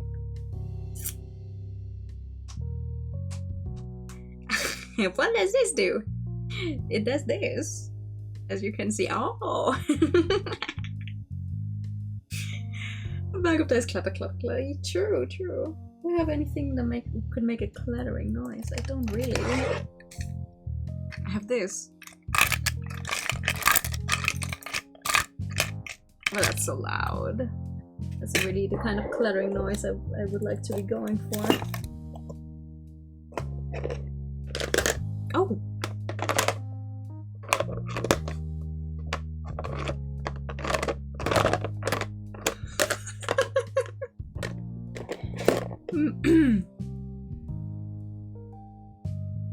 Someone's news and I'm so good. So good. I would like to, at some point, set up ASMR stuff, but you know. It's just when YouTube push circle. Like I said, I'll be right here. The dial-up modem noise. Wait, hold on.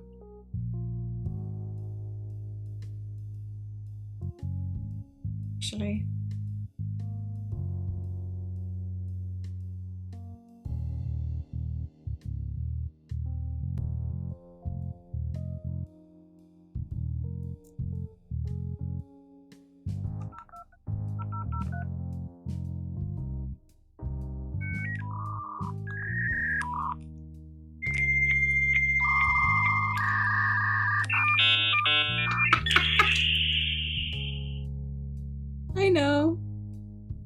I know. I haven't forgotten. I owe a lot of things. Charlie gives an awkward pat on both of her arms, taking an extra second to look at her daughter with a soft expression. Of course, Caprice. I'll be here too. I'm sorry, Caprice. We're busy making fun of me. We're not appreciating Caprice enough right now. The next 40 minutes feel more like 400. Charlie barely moves an inch, foregoing her phone for twiddling her thumbs. At some point, Caprice retreats into her room, whether it's to meditate or hype herself up is anyone's guess.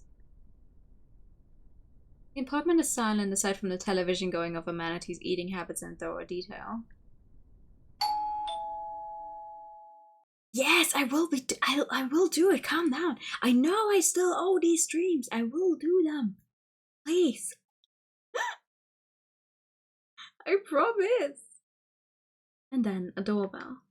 Regret still clear my mind, I head towards the door and open it to greet Millie. Oh. Hi. Hey, Millie. Happy New Year. Happy New Year, Olive. I didn't expect to see you here. What a weird sense of deja vu. You did come by my place just 2 days ago. List of things to do for stream too long. No. This just means I have to stream for longer. Easy. I guess I did. May I come in? I step aside. Millie's hair is a bit unkempt, and she takes the opportunity as she walks past to try to smooth it out. She must have rushed here. Hello, Millie. Happy New Year. For some more time. Happy New Year, Charlie. A flicker passes through Charlie's face at the greeting. Her smile softens to a warmer, easier one. Is Caprice in? I called her a bit ago. She said it was fine if I...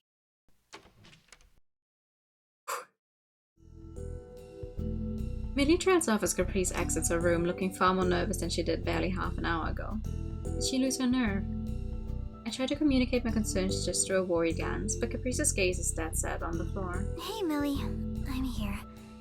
Want to talk in my room?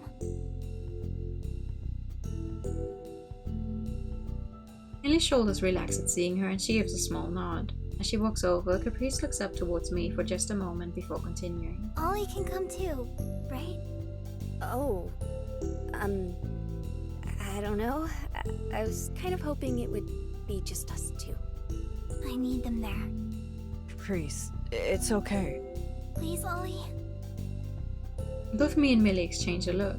I'm not sure what support I could provide exactly. I thought I'd be sitting on a couch and ready to jump in if things went bad. Millie gets over her uncertainty before I do and nods. Well, alright. A small smile crosses Caprice's lips and she beckons me over. I steal a glance towards Charlie, who watches them from a chair in the kitchen. She opens her mouth to say something, but apparently thinks better of it. She notices me looking as she turns back to the table and offers something of a go on, then nod. Follow the two down the hall.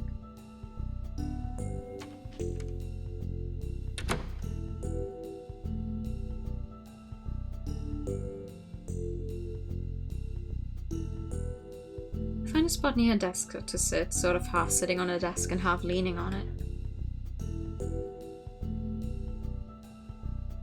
At the very least, it's out of the way compared to how the other two are. Millie stands nearby the door, while Caprice sits on the bed, legs crossed. I don't have to wait long for one of them to speak up, but to my surprise, it's Millie who starts the conversation. I forgot how small your room is.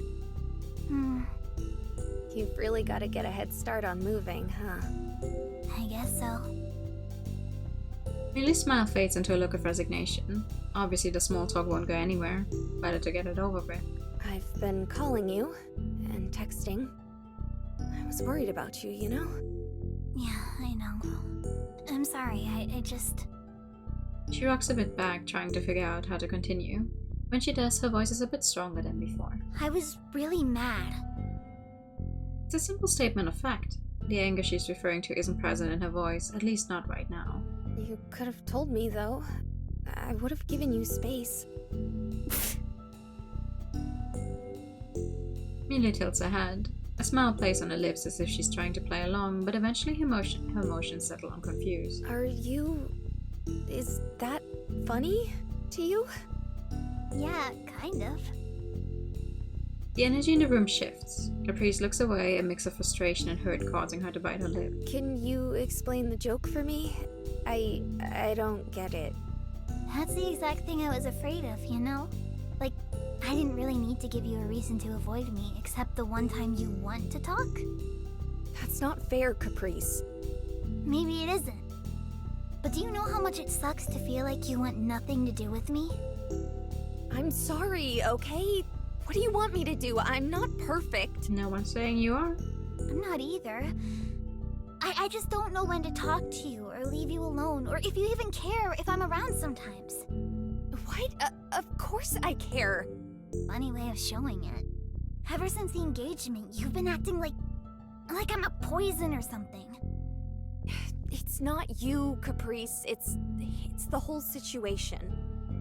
Please explain the difference, because you've been pretty actively avoiding me specifically for months now. It's like I've been banging my head against a wall trying to explain this to you. Well, try harder.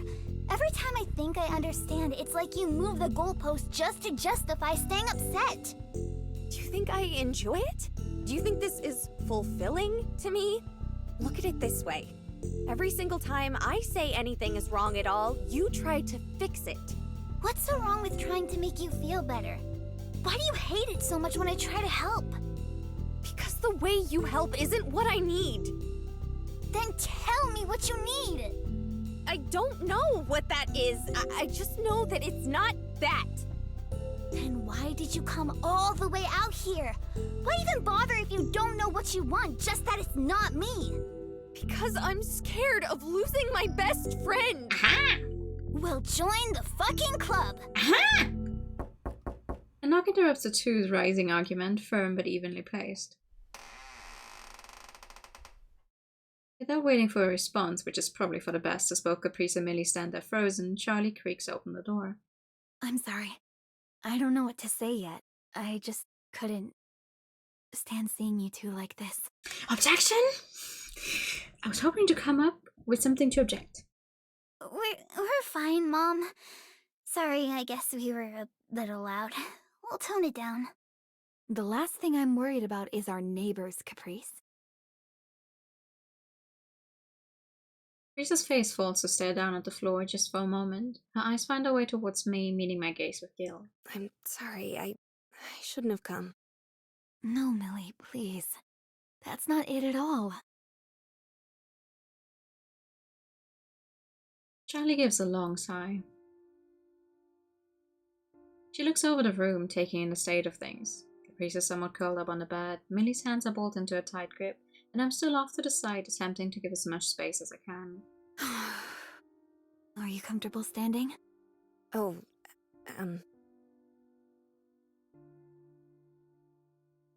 She looks to her only option, the space next to Caprice. Caprice scoots over a bit and attempts at assuring her that she won't mind. Ooh. Awkwardly, Millie sits on the very edge of the bed. Charlie takes a spot in the middle of the room. Olive, do you remember what you asked me a bit ago? If you were okay. Well, that, but I meant what came after. If I had spoken to Millie about what I was feeling. Caprice turns to look at me directly now, all interest trained on me. I wilt under the attention. Ah, I remember, yeah. I've been sitting out there thinking. I'm in my 40s, hiding out in my kitchen, while two little girls I'm supposed to protect are arguing. It seems a little silly when I think about it like that. Millie, please understand when I say... She wavers in her confidence. Taking a breath, she begins again, but not before she takes a step forward. I love you both with all of my heart. I am so sorry that I haven't reached out to you when I should have. I am so, truly deeply sorry I have failed to show you that all this time. I wanted to move forward together, but I was afraid. You deserve better. But even still, if I could undo everything, I'd do it in a heartbeat. I'd never be able to look at myself in the mirror again if you two cut each other out of your lives. It'd break my heart like nothing else. So I understand if your feelings haven't changed. I'd understand if they never change. But please, please, don't hold anything against Caprice. I'd never. She takes a sigh. Millie shifts, gazing downwards at her hands. I don't need you to convince me we're a family. I know that, and I never wanted you to call off the wedding. I need you all to understand it's still different for me, you know? I don't. At all. I'll never be Adelaide. Millie traces the ridges and folds of her braid, nodding slightly. Yeah, you won't. But she's still... Charlie places a hand on Caprice's leg, shaking her head. She turns to Millie after. Your mom was the brightest, most loving woman I've ever had the privilege of knowing. You were her everything. I wish every single day she could be here to see the amazing woman you've grown to become. I'm so grateful I got the chance to be part of your life growing up. Nothing will ever take that away. Mike and I love each other, but I could never replace her for him. And that's fine, I wouldn't want to. He'll never replace her for me either. No one wants to forget her. We never could, even if we wanted to. The bits and pieces that get lost to time can't erase how much she means to us. How much of our hearts we lost when she passed. the short time I've known her, Charlie's always been more mellow and reserved than Caprice, but it was impossible to really comprehend the weight she's been carrying around this entire time.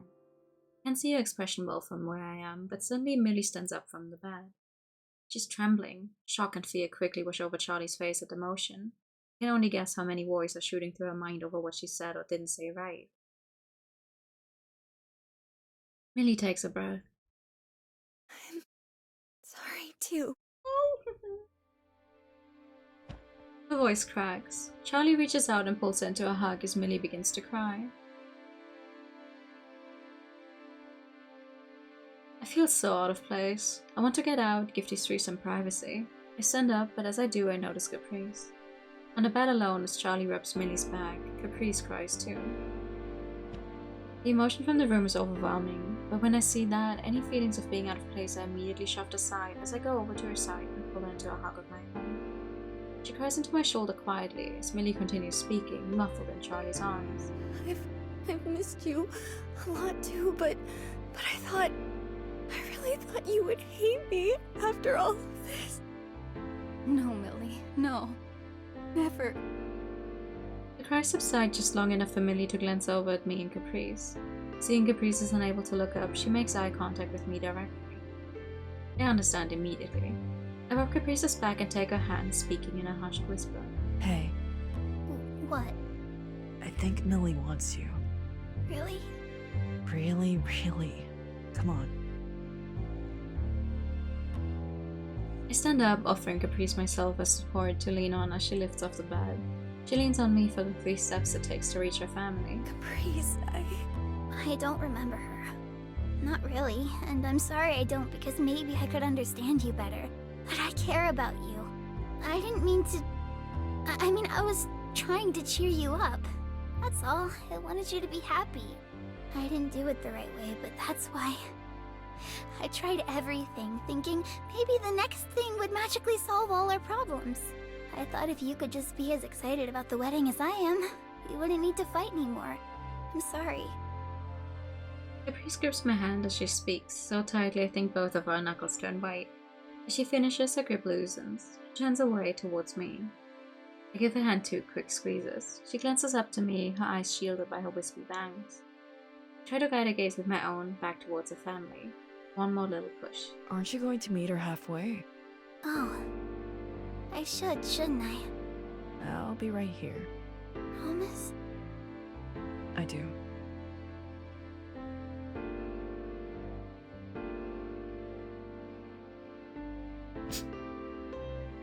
Aww. Caprice manages a small smile at that. She lets go of my hand, takes one more step, and goes the full distance, running into Millie and Charlie, wrapping her arms around them. Any semblance of composure quickly falls away as the 3 collapse into a hug. The 3 cry, but there's a lightness to it. A love strong enough that makes them all laugh just a little at how tightly they're holding each other. Caprice, I'm sorry. No, I don't want to hear it. But I know already, okay? I know. Millie sighs but holds her sister tighter all the same. It's more clear now than ever. My place is beside Caprice, but this moment is wholly theirs. All I can do is wipe my eyes and do my best to burn this image into my mind. Of Charlie and her children.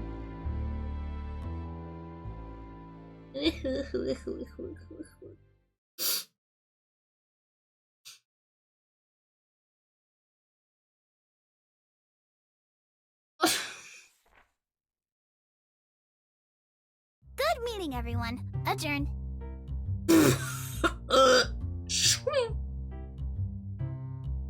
Whiplash.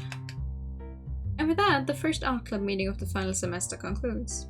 It was as if the winter break never even happened, no one missing a beat in their usual routine. This is gonna be our last semester as a club, so we have a lot of ground to cover and not a lot of time to do it. let's make it one to remember. You're the boss. It feels like it's been forever since we've had a day like this. It's hard to believe that for a few months this felt normal. I can only hope it lasts, even if the clock is already ticking down. Sounds to me like it's not time to end the meeting yet. Eileen? What's wrong?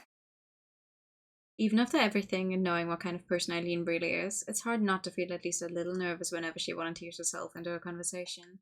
Like Caprice said, we only have a semester left before we're locked out of this room. We're going to need to settle on a new meeting spot if the club's going to continue afterward. The room falls into stunned silence. Even Wallace is struggling to hide the shock on his face.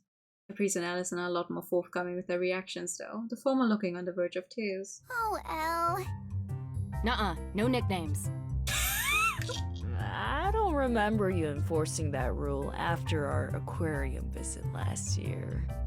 She thought it was funny back then. Of course it got a pass. As Wallace and I press at Eileen's buttons, Allison hovers around us, tilting her head back and forth, trying to shake an idea loose. She's right, though. We should figure out a new place sooner rather than later. We have half a year to decide, but that'll go by fast. I'm sure the diner wouldn't mind housing us during slow periods or after hours. Mom would love to see everyone. You think so? Her face lights up the way it used to, immediate and radiant. The old owner put comfort and community at the top of her priorities when running things. I think our little club would fit in perfectly with her idea of the place. Sounds like all our problems have been solved then. Not until we can get actual confirmation. Talk to your management ASAP. Okay. Yes, ma'am. Okay, in that case, the meeting is now adjourned. For real this time. Wallace and Eileen slowly file out of the room after exchanging their goodbyes. Allison looks ready to follow, but stops halfway to the door, returning to Caprice and I after a moment's deliberation. Hey, Olive? I want to talk to you. I'm out here. Even if the call was meant for me, it seems to have done an equally good job of attracting Caprice's attention. Tilting her head up from the bag she was in the middle of packing up. What's up? I don't know if you remember, but I told you way at the start that I liked our small club just the way it was. You did. That sounds vaguely familiar, I think. I bobbed my head a couple times trying to jolt the memory awake. I frown when my attempts end in failure, which I'm worried Allison misinterprets as she begins to fidget with her hand. I guess I wanted to say that I'm glad you're around. The club really feels complete with you here now. I can feel the warmth rising to my cheeks, hopefully not as obvious to Caprice and Allison as it is to me. Oh, I appreciate it. But where'd this come from? I'm not really sure, honestly. The mood just felt a whole lot lighter today, you know? Oh, thank you for the pet. And the posture check and the hydrator. I do, yeah. Content with my answer and accompanying smile, Allison turns to Caprice. I missed having you around, Caprice. The message to Caprice was considerably shorter, but it managed a rare feat of leaving her speechless all the same. After a few seconds, Caprice finally moves to reply. I missed you too, Allie. Caprice being unable to find her words is one thing, but Allison looks just about ready to cry. Before she gets a chance to start, the club door opens again, snapping her out of her sentimental trance. Hey, everything okay? Punch. What's keeping you? Gosh. Allie and Ollie were just talking about sappy stuff for a while. Everything's good. I barely said anything. I think about protesting aloud, but it's probably not a battle worth waging. Eileen offers a rare smile, ruffling her girlfriend's hair as she looks at me. These two have a lot in common, huh, Caprice? Tons. I don't see it. Allison's smile seems to disagree with me, though. Not long afterward, the room is finally empty, leaving just Caprice and I to idly pack away our things and quietly enjoy each other's company. Just like the good old days, From the long-forgotten age of 4 weeks ago. I sure felt that way lately. Tell me about it. Finished stuffing her bag full with the art supplies she brought for the day, she finds herself a seat on the edge of the table, looking out a nearby window. Weather's gonna start warming up soon. Spring's right around the corner. Yeah, can't wait. It's gonna be a busy one. She starts kicking her legs back and forth, occasionally grazing the chair tucked in underneath the desk. Are you gonna stop riding the trolley to campus once the snow's gone? I, hadn't really thought that far ahead, really. I mean, it's not like I've ever had a reason to keep riding in the warmer weather till now. Right, yeah. I was thinking, though, I had just done some upkeep on my bike before the winter hit. Your one-seater bike? I think we could work something out. If you don't mind holding on. Caprice's eyes sparkle at the prospect. The door opening behind us seems to catch us both by surprise, turning around in unison to get a good view of our visitor. Turns out we have two. Half of the school's riding club. Yo. Afternoon, you two. First day of classes treat you well? You know how it is. Just throwing class syllabuses around and then shooing us out the door. Oh, nice glasses, by the way. Thank you. I was complaining about my contacts to Haley the other day when she asked why I bothered. I didn't have a good answer. Haley smirks at that. She's really going wild with these personal changes this year. New year, new me. So, what's up? We're all done with our club for the day, unless you've come to beg to join? We'll think about it. Millie and Haley share a knowing look, but the secret doesn't remain hidden for long as Caprice glances between the two of them with genuine excitement in her eyes. Really? You're gonna join? I said I'll think about it. What about the riding club? We're ditching it. What? It's called disbanding. Same thing. Whoa. I'm sorry to hear that. I think, but judging by the sense of finality hanging in the air, everyone except me must have expected this to happen sooner or later. It's fine, really. It's better this way. We actually stopped by because we wanted to see if you two were still here. And... Haley elbows Millie a bit, knocking her glasses to a slight tilt. Millie pretends to adjust them a bit longer than necessary, giving her companion a mock pout. And ask if you maybe wanted a ride home? It's not the largest car around, but there's room for you too, Olive. I mean, as we have seen from Millie's route, though, the same thing happens. And what about the riding club? I don't mind riding shotgun if you two wanted to sit together. I turn to Caprice, waiting for a response. Yeah, sounds good. We'll be out in a couple of minutes. Just gotta double check and make sure everything's locked up. Okay, just don't keep us waiting long. We've still got dinner plans, right? Wouldn't miss them for the world. Millie's the first to leave with a small wave, leaving Haley aimlessly hovering around the door.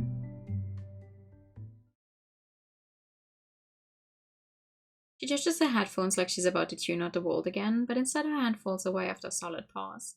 Haley walks back into the room a few more steps towards me. Are we good? She looks at me directly. The last time we spoke was in the best circumstances, with her and Millie somewhat barging into my apartment. Still, after everything, I didn't expect her to still be thinking about that. A smile comes to me naturally, and I give her a nod. Yeah, of course.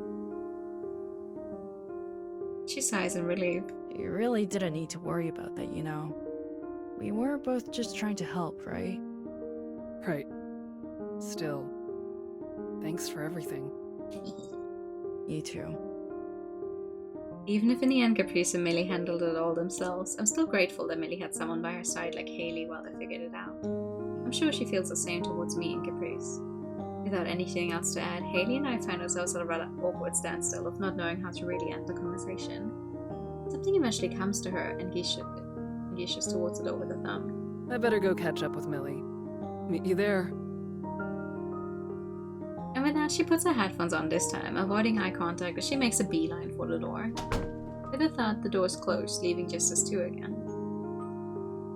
I turn to Caprice. She's looking out the window again, her smile unwavering. No trolley today. Looks like it. She stands to her feet, digging around her pockets for the room key as she slides her backpack over her shoulder. Gives me a quick kiss on her way out the door. Ready to go riding, buddy? Lead the way. The weather's warming finally. Do you want to walk with me? Gestures. Yeah. Right, we had that topic before. Oh, her credits run to the left. Or from the left, I guess.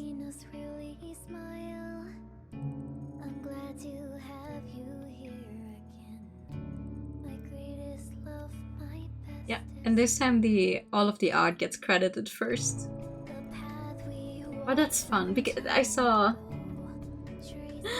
I saw a tweet about that. Oh, on her route, the art gets credited first and then the writers. And on Millie's route, it's the writers first and then the artwork. Which is really sweet.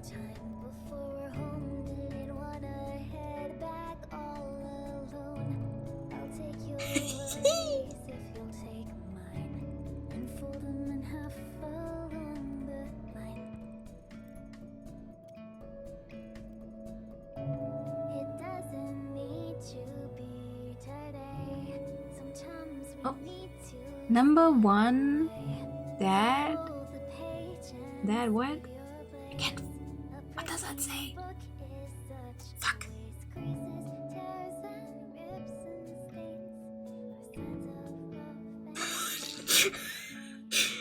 For full sound effect credits, please refer to sfxcredits.txt. Where is that? Where are the SFX credits? Where do I find this? Somewhere, for sure.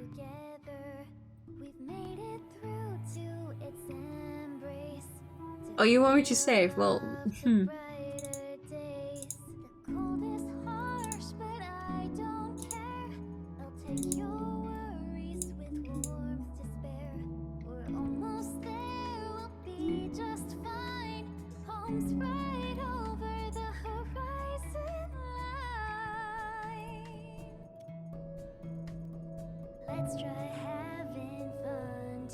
oh, she's learning to make eggs. Here's a canvas from last summer, beaten and torn, begging for color. Creases, tears, and rips and stains. Are they actually going to adopt a dog? Are they?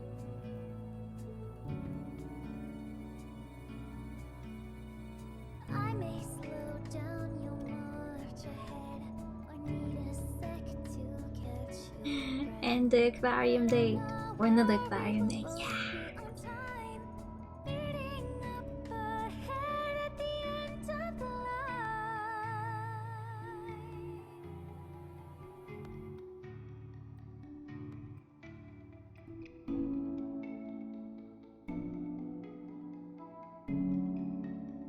Hi, Mindy.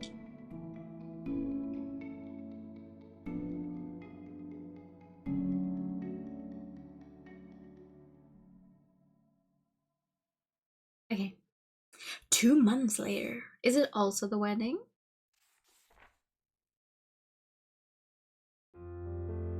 Following a long cold winter, the trees had finally begun to regain their green.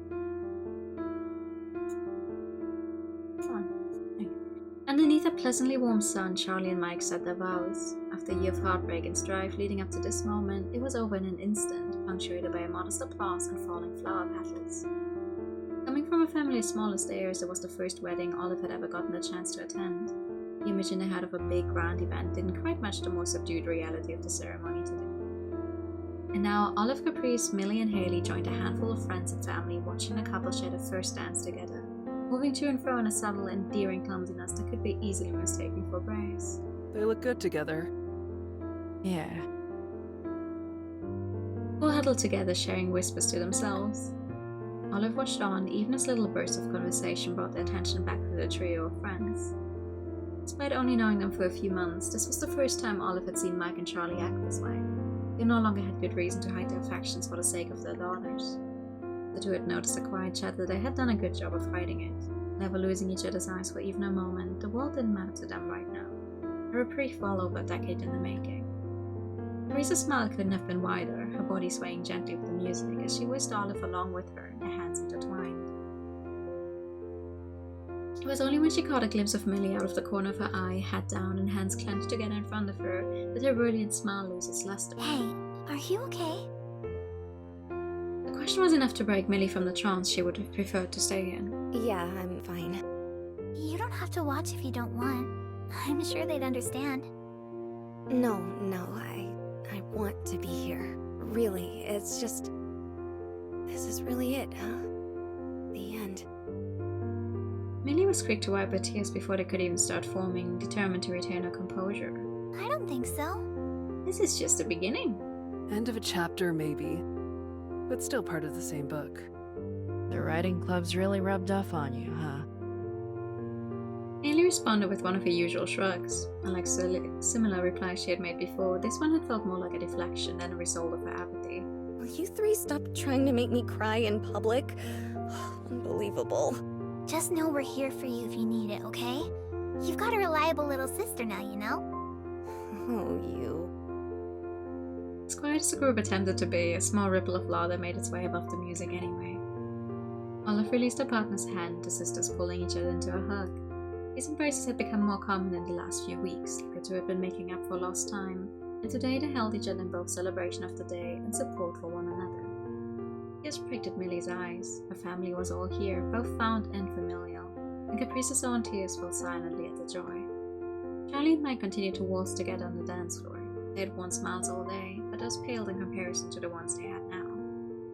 The last several months had been the most turbulent of Olive's life, with some of the highest highs and lowest lows. The time as a stranger to the circle, isolated and desperate for help, felt like several lifetimes ago. In the last few months, they found themselves easily falling into a waltz of their own with Caprice. The space in each other's world was not so much carved out as it was simply found, each step taken together bringing them a new day filled with wonder. Caprice reached once again for the hand. The tears she shared with Millie were beginning to dry. Olive rubbed her cheek with her free hand all the same, and she rested her face against it, looking up. Do you want to get the next dance? None of them had ever danced before. More than anything.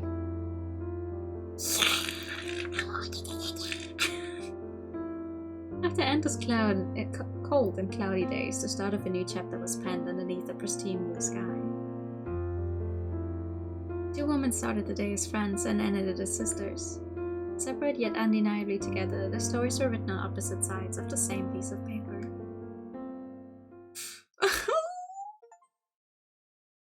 You've unlocked the following extras! Guest art, Sons of Winter soundtrack. And thank you for reading the end of the story. Now the first chapter is waiting for you. Ah. Oh, differences! Differences, hold on. Yeesh, I know, there's more, I know. Hold on. I want to see the guest art in the gallery. Real quick. Sorry, hold on. Let me see. Yeah.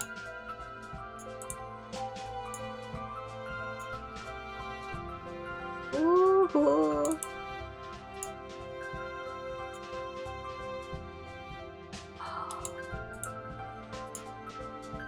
Oh, it's so cute. I love when they add guest art to get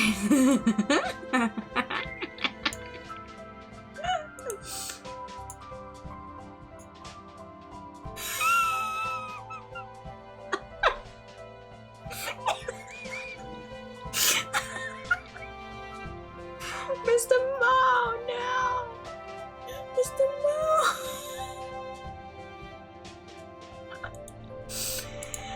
They're trying to make him lose weight. Aww. Don't be late, almost there.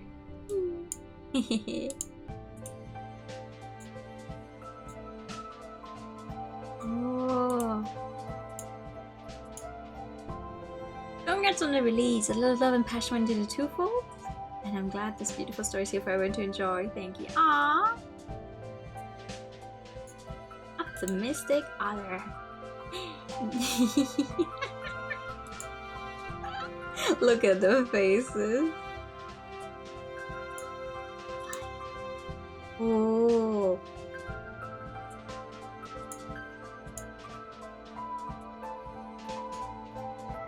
Mr. Mo stealing cards. Aww. Thank you for everything. Aw, it's so cute. This is the one that's also the header for this game.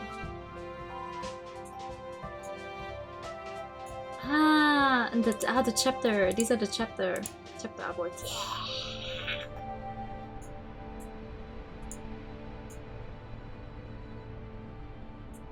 Yeah.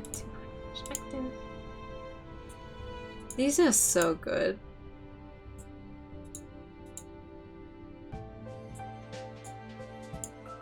Mr. Mo.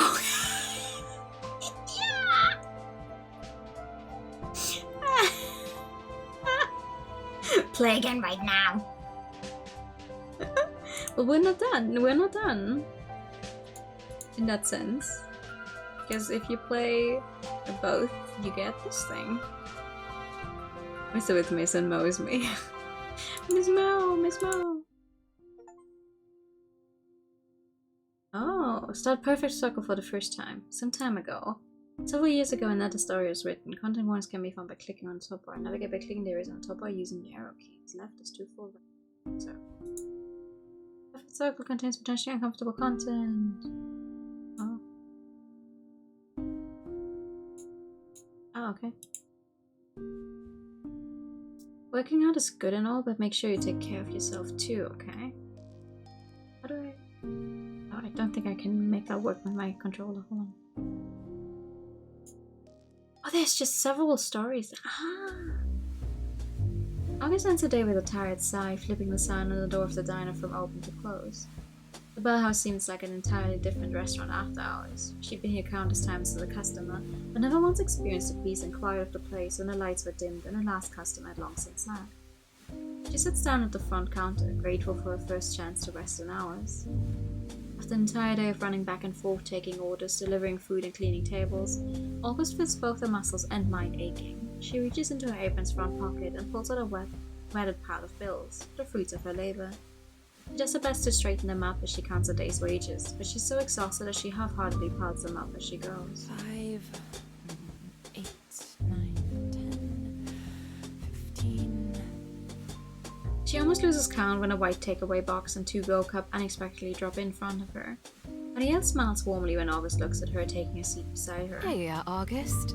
Sorry about the crazy first day. I was about to say, who the fuck is Ariel? I don't normally condone trial by fire, but, well, everything will seem easy after this, right? Ah, that's true. To be honest, I wasn't sure if I could survive another week of this.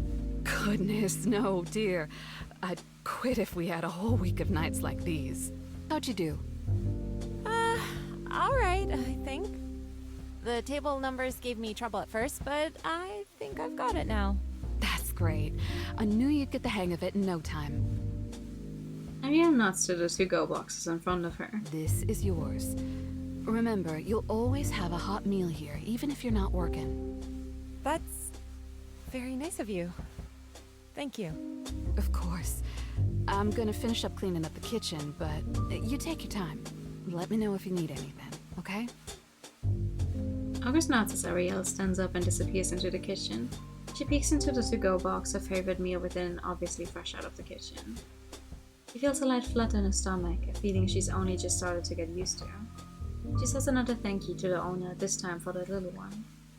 August has known about her pregnancy for a month now. Since then, she started making arrangements to the best of her ability. She's not rich, nor does she have her parents to rely on. And her boyfriend, as great as he has been for the years they've been together since high school, is still only a boyfriend. She does have. It's not just a shading, she does have. So August dropped out of college last week. Her textbook, still in pristine condition, is sitting in the corner of the kitchen. She would go back soon, she promised to herself. But now there was someone infinitely more important to prepare for. August puts her hand on her stomach. The fluttering begins again. August smiles to herself. This is new for her and a little scary. But more than anything, she feels a love in her heart that she wants to nurture and protect. She dons her coat and hat once she's done eating and bids farewell to Ariel, the only other person who knows about her pregnancy and the one who has offered her this job with a generous wage to help out. Oh, wait, am I on the right thing? I return to 2. Oh no, that's where we come from. Ah, okay, no, I pressed the right thing. Okay, 2 halves. First time your dad cooked something for me, he accidentally set off the fire alarm. I told him a secret, he sneaks broccoli into everything. He says it's cheating your body into eating vegetables. What about something like Melanie? Maybe. I do like M names. So we do get to see Adelaide! Oh, that's so sweet. Adelaide gives Charlie a mischievous grin and Mike chuckles a little from the other side of the kitchen. Smell of roasted vegetables and chicken fills the home. Okay. How about Marigold? Or Madeline? I think something cute would be good. She's definitely gonna be a cutie. I mean, look at her parents. Adelaide laughs as Charlie leans over, speaking close to her belly. When are you becoming cutie? Your poor mama can barely walk, you know. Oh! With a clatter, Mike drops whatever he was washing and rushes over as Adelaide's daughter laughter stops abruptly and she places a careful hand on her stomach. Oh gosh. Adelaide, deep breaths. Is it time? You okay? Charlie, can you start the car? He's like immediately dropping everything. No, wait. It's not that. She's just... Oh, she's kicking a lot. Charlie and Mike heave a huge sigh of relief in unison. Mike stays by his wife's side, holding her hand. You sure? Do you want me to call the nurses again? Just in case? When are you coming out, huh? Oh my god! I'm okay, love. I mean it. She's just active at dinner time. You know that. Ugh. Where am I? Oh god, where am I? Get me out of this. I can't imagine being that far along. My feet are already sore and I'm just a couple of months in. Well, you are pretty tiny. Your stomach will probably be the size of you by June. I'll probably have to roll to the hospital. They all laugh together now. The previous scare already faded away. There are many of these now that Adelaide's due date is in just a couple weeks. Mike stands up just as the timer sat on the stove begins beeping. Dinner's ready. He moves to the stove and begins fussing over the food within. Charlie smiles and leans over the table, speaking in a hushed voice. So, how's he handling it? Actually, this is a good day. I sighed a little bit too loudly yesterday, and he was already grabbing the to-go bag. He's always been a worrywart. You know he packed 2 go bags? One's in the car and one's in our room. The poor nurses have fielded 50 calls in the past 3 days alone. You never know. Oh, he's so sweet. Adelaide smiles warmly and nods. Mike returns to the table, the big ceramic platter in his mitted hand steaming. I followed the recipe, but I'm not sure if the vegetables are cooked. But they started burning, so... He sets the dish in the middle of the table, slipping off his gloves and tossing them onto the counter behind him. He avoids eye contact with both Charlie and Adelaide, all the while sheepishly staring down at the food. It looks great, Mike. He sits at the table next to Adelaide, and the three take a minute to serve their plates. It's a familiar scene by now. Charlie's spot at the table had been there before Mike's, and it was because of her that she and Adelaide had met Mike years ago. This day, Adelaide teases Charlie over her ability to rear-end a parked vehicle. As the dinner nears its end, the three stay seated, chatting small matters over sparkling waters and picking up their plates. Adelaide keeps glancing at Charlie, trying to hide a look that her friend knows only as wants to say something. Charlie lasts about 3 seconds before finally pressing the matter. Aid? What's up? It's just... you know... She pushes some vegetables on a plate around, biting her lip as she seems to revise her next sentence in her head. She looks at Mike for help. He takes a moment to fold over a napkin on the table. We wanted to offer you a room here, if you want. What? Adelaide elbows Mike with a stern but warm look. Gives her a bewildered stare in return as she shakes her head in exasperation. I love you so much, Charlie. You know that, right? Mike loves you too. You're always going to be our family. Adelaide reaches out and grabs her friend's hands. You're so important to me.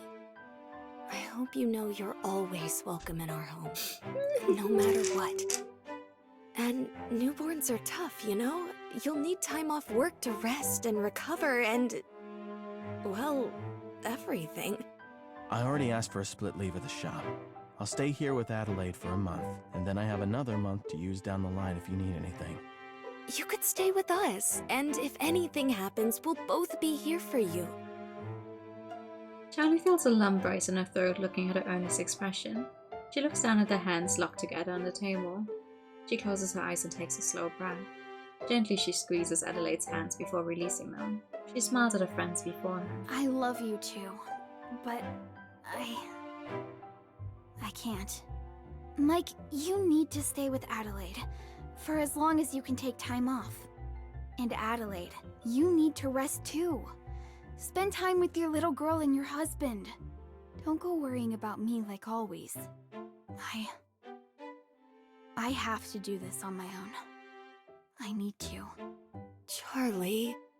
I have to prove to myself that I can do this on my own. The house falls silent. Adelaide fidgets with her braid, the 100 objections spinning around in her head dissolving whenever she looks at Charlie's soft and determined eyes. Are you sure? I am. Then... okay. Just one thing, please. Charlie nods. Adelaide reaches out her hands again to her. When Charlie takes her hands, Adelaide gestures to Mike. He puts his hands in the embrace too. You're not alone. Always remember that, okay? If you need anything, I mean anything, let us know. I don't care if it's 3 in the morning and you just want to come over and crash for an hour so you can nap. We're here for you. Charlie looks between Mike and Adelaide. Their hands hold her own firmly. She knows without a doubt in her mind that Adelaide means every word. The home is quiet, yet the overflow of love and understanding between the three seated at the kitchen table fills the silence. Millie? Huh. Huh. Aww. Hi, Sammy. Good evening. What the biddies. I don't think anyone leaves wishing they'd spent less time with loved ones. Christmas has always been special to me for that very reason. Aww. Shh. It's okay, little Millie. Look what I have here. It's from Grandpa Cal. Adelaide bounces a tiny baby in her arms who squirms and fusses and wrinkles her face in response. She shakes a cloth kitten near Millie's face until its little dance catches her attention. The baby reaches for the toy and grips it tightly with both hands. She stares at his face with huge eyes and after a couple moments erupts into delighted giggles. She immediately puts it in her mouth. Charlie looks on tenderly, rubbing her own growing belly. Her dad Carl sits in a nearby chair with a confident display of pride that his gift was so gleefully accepted. Oh my gosh, I can't take her. How is she so cute? She takes after her mom. Can't argue with that. The white festive lights decorating the small living room fill it with a warm glow. A modest amount of small wrapped gifts sit under the tray in the corner of the room. Mike reaches under the tray and grabs another present at random. With a cursory glance at the name, he passes it over to Charlie. This is from us. It couldn't be from anyone else, really. Charlie raises her eyebrows and turns over the small, bright red cube in her hands. She gives it a little shake, turning her head to hear the contents within. Paul smirks a little and shakes his head. What? It's good luck, isn't it? Right.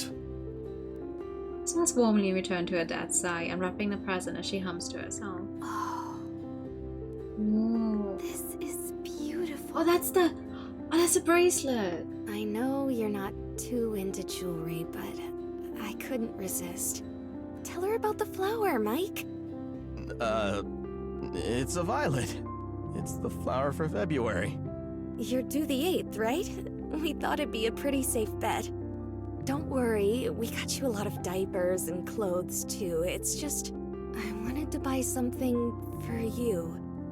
And don't feel like you have to wear it. It just... Adelaide, no. I love it. I really do. Thank you so much. Charlie fiddles with the latch, trying to get the clasp on the impossibly tiny loop. Paul watches for just a moment before kneeling down and placing his hands over her. Your mother always loved jewelry like this, but she could never get the latch either. He laughs a little to himself. Charlie and her dad hadn't spoken much in the last few years, not until recently. It's been slow and uneasy. Charlie didn't know how to tell him she was expecting, and her dad had never been the emotional type. But they're getting there. As Charlie looks at the bracelet on her wrist, her growing belly, and her dad's soft expression, she feels a comfort she didn't realize she's been missing. Adelaide bounces the baby in her arms as little Millie starts to lose interest in the doll, shushing her softly. Shush. Oh, why don't you let me hold her for a bit? Take a rest. Hey, Millie. How's it going? You know, your mom is really amazing. She loves you so much, too.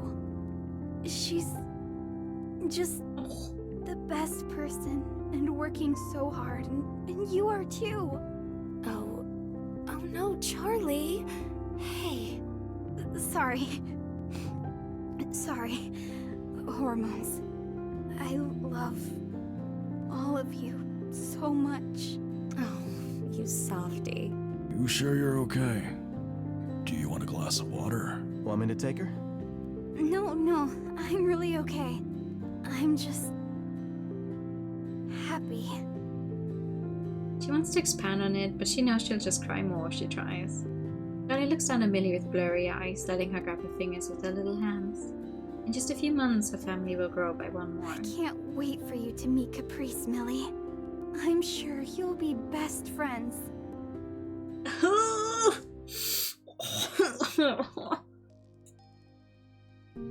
Make lots of art. Save as much of it as you can and never lose that spark of yours to create. Art, writing, it doesn't matter as long as it's your voice.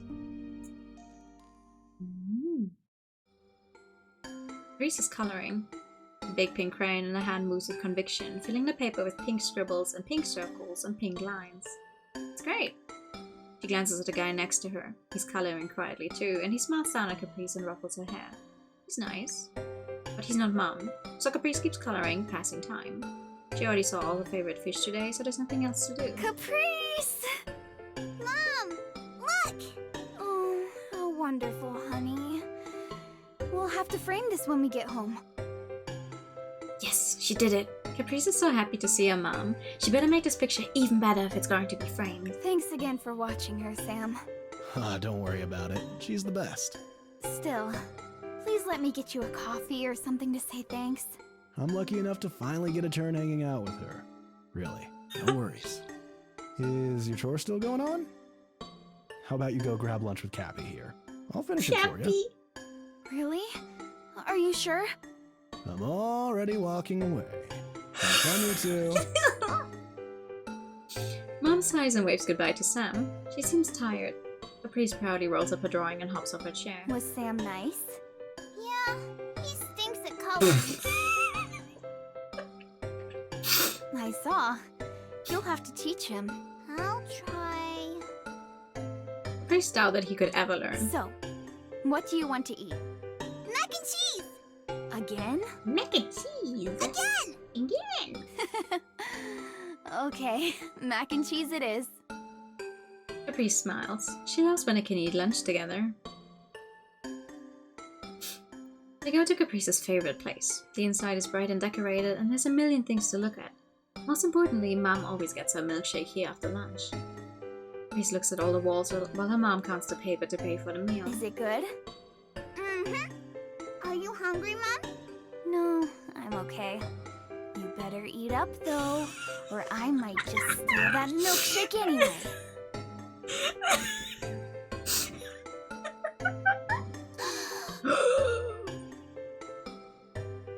Caprice pretends to hide the milkshake, but really, she always leaves some extra for Mom. Do you have fun at the aquarium, Caprice? I like the otters, and the big tank with all the fish. Caprice wonders why her mom asks her questions like this so much. She always looks so worried when she does too. The actual favorite thing about the aquarium is when her mom tells her all about the fish, even if she's heard it all a million times. Mom gets busy though, so they can't do it often. I wish I could walk around with you, though. Uh-oh, Mom looks a little sad again. But the other people are really nice too, so it's okay. Mom smiles but looks away. Caprice puts her milkshake back on the table, and I can't see the rest, then unfolds the drawing in her pocket, a secret weapon to cheer her up. Mom, can you finish it for me? Oh, are you all done? Yep. Mm-hmm. Okay, so what do you want to title it? Big Blue! Valid. Wait, I thought most of it was pink. It's modeled after her favorite tank in the aquarium. It's the biggest one with the most fish in it. She even drew the pink rocks on the bottom. Ah. Mom writes Big Blue nice and pretty on the back of the drawing and puts the date. She passes it back to Caprice to sign, and she does so with a strong swoop of her pencil. Done! Good job. Will you hold on to it for me until we get home? Okay. Are you done eating? Yep. Thank you, Mom. I love you. I love you too, honey. Let's head back now, okay?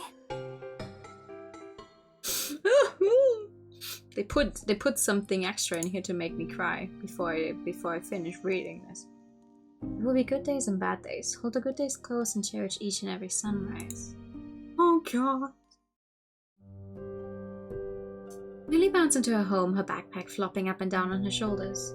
Spring break, she thinks to herself, nearly tripping as she kicks off her shoes. I'm home. Welcome home. I'm in the kitchen. I'm making some fruit bowls. Go wash up, okay? Okay. Where's Mom? In the reading room, I think. Up and up and up the stairs to wash up and then get her bags packed. First. Mom, hi! Oh, Millie, welcome home. How was school? Great. It's spring break now. So I heard. Millie glances at the book in her mom's hands. She recognizes the cover. It's floated around the house for a few weeks. Every once in a while, its bright cover opened and a new edition scrolled into the pages.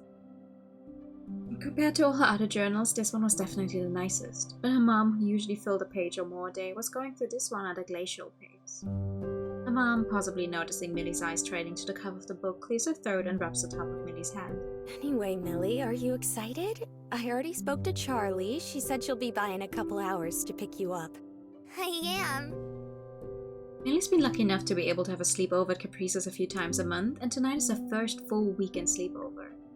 Mom looks back down at the book in her hands for a moment. I've been writing this book for you, you know?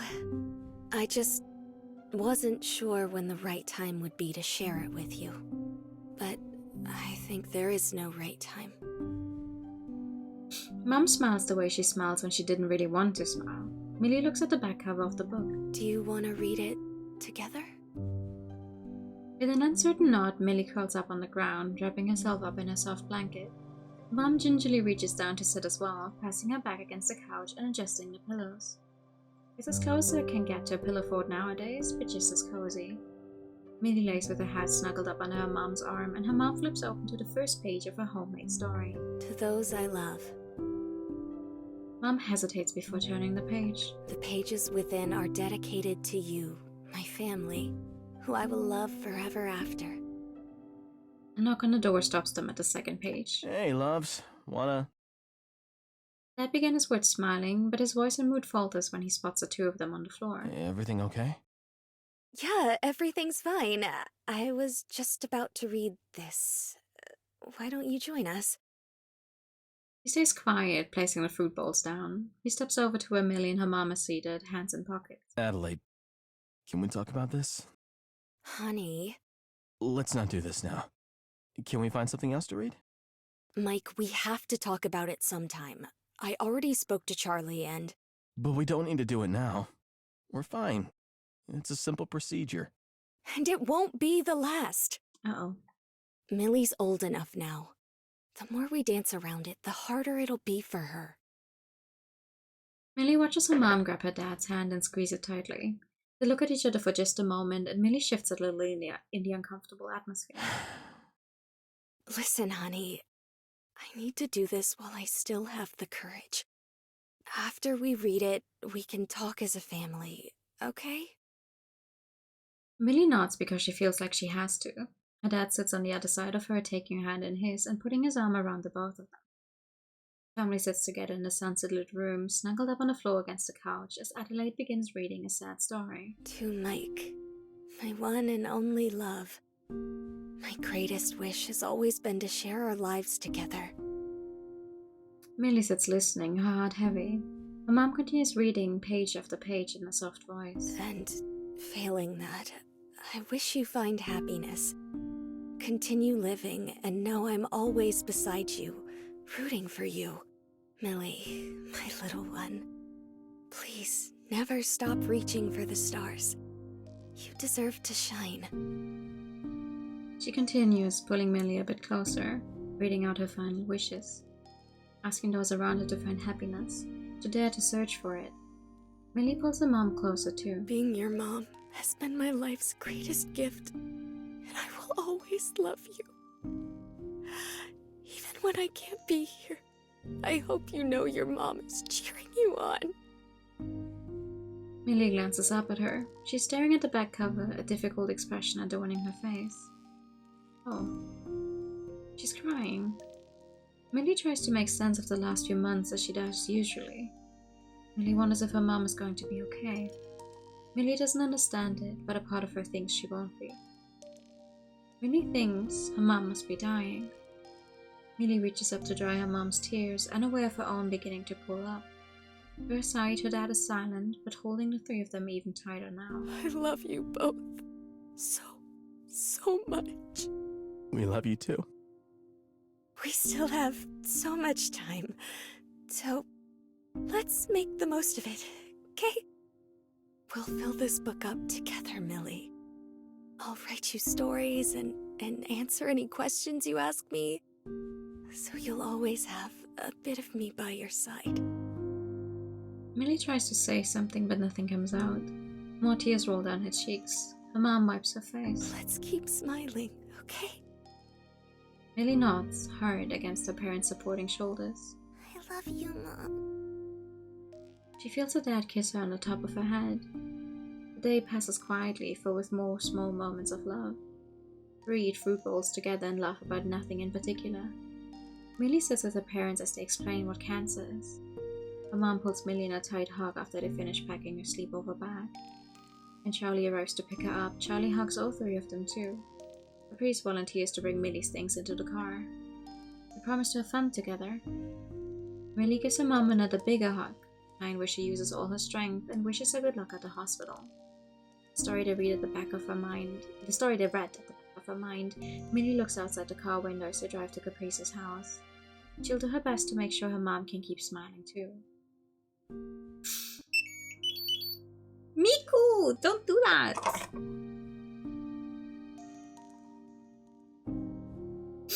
Oh man. Age 75, making hard decisions. Surround yourself with love. It's a lot easier to make the right choice for yourself if you have support. Olive pushes their face deeper in their scarf.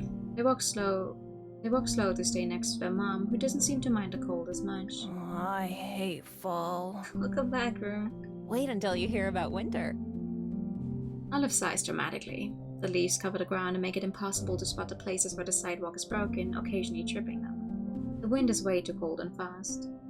Colors on the trees are way less colorful and real life than the books. They're just yellow and brown and dead. Not to mention the days get shorter, so the sun is already disappearing. It's getting colder by the minute. Olive really hates fall. We're almost there. Olive bet they still had long to go. As the streetlights come on, Olive reaches up to hold her mom's hand. They're going to Auntie Ari's restaurant. They go there for dinner a lot, especially on days like these when mom and dad fight. Why don't you tell me about your day at school? It was fine, I guess. Did you make any new friends? No. The mom squeezes their hand supportively. I'm sure you will soon. Be positive. You're a great kid, Ollie. Ollie doesn't really want to talk about it. August. And little Olive. Come in, come in.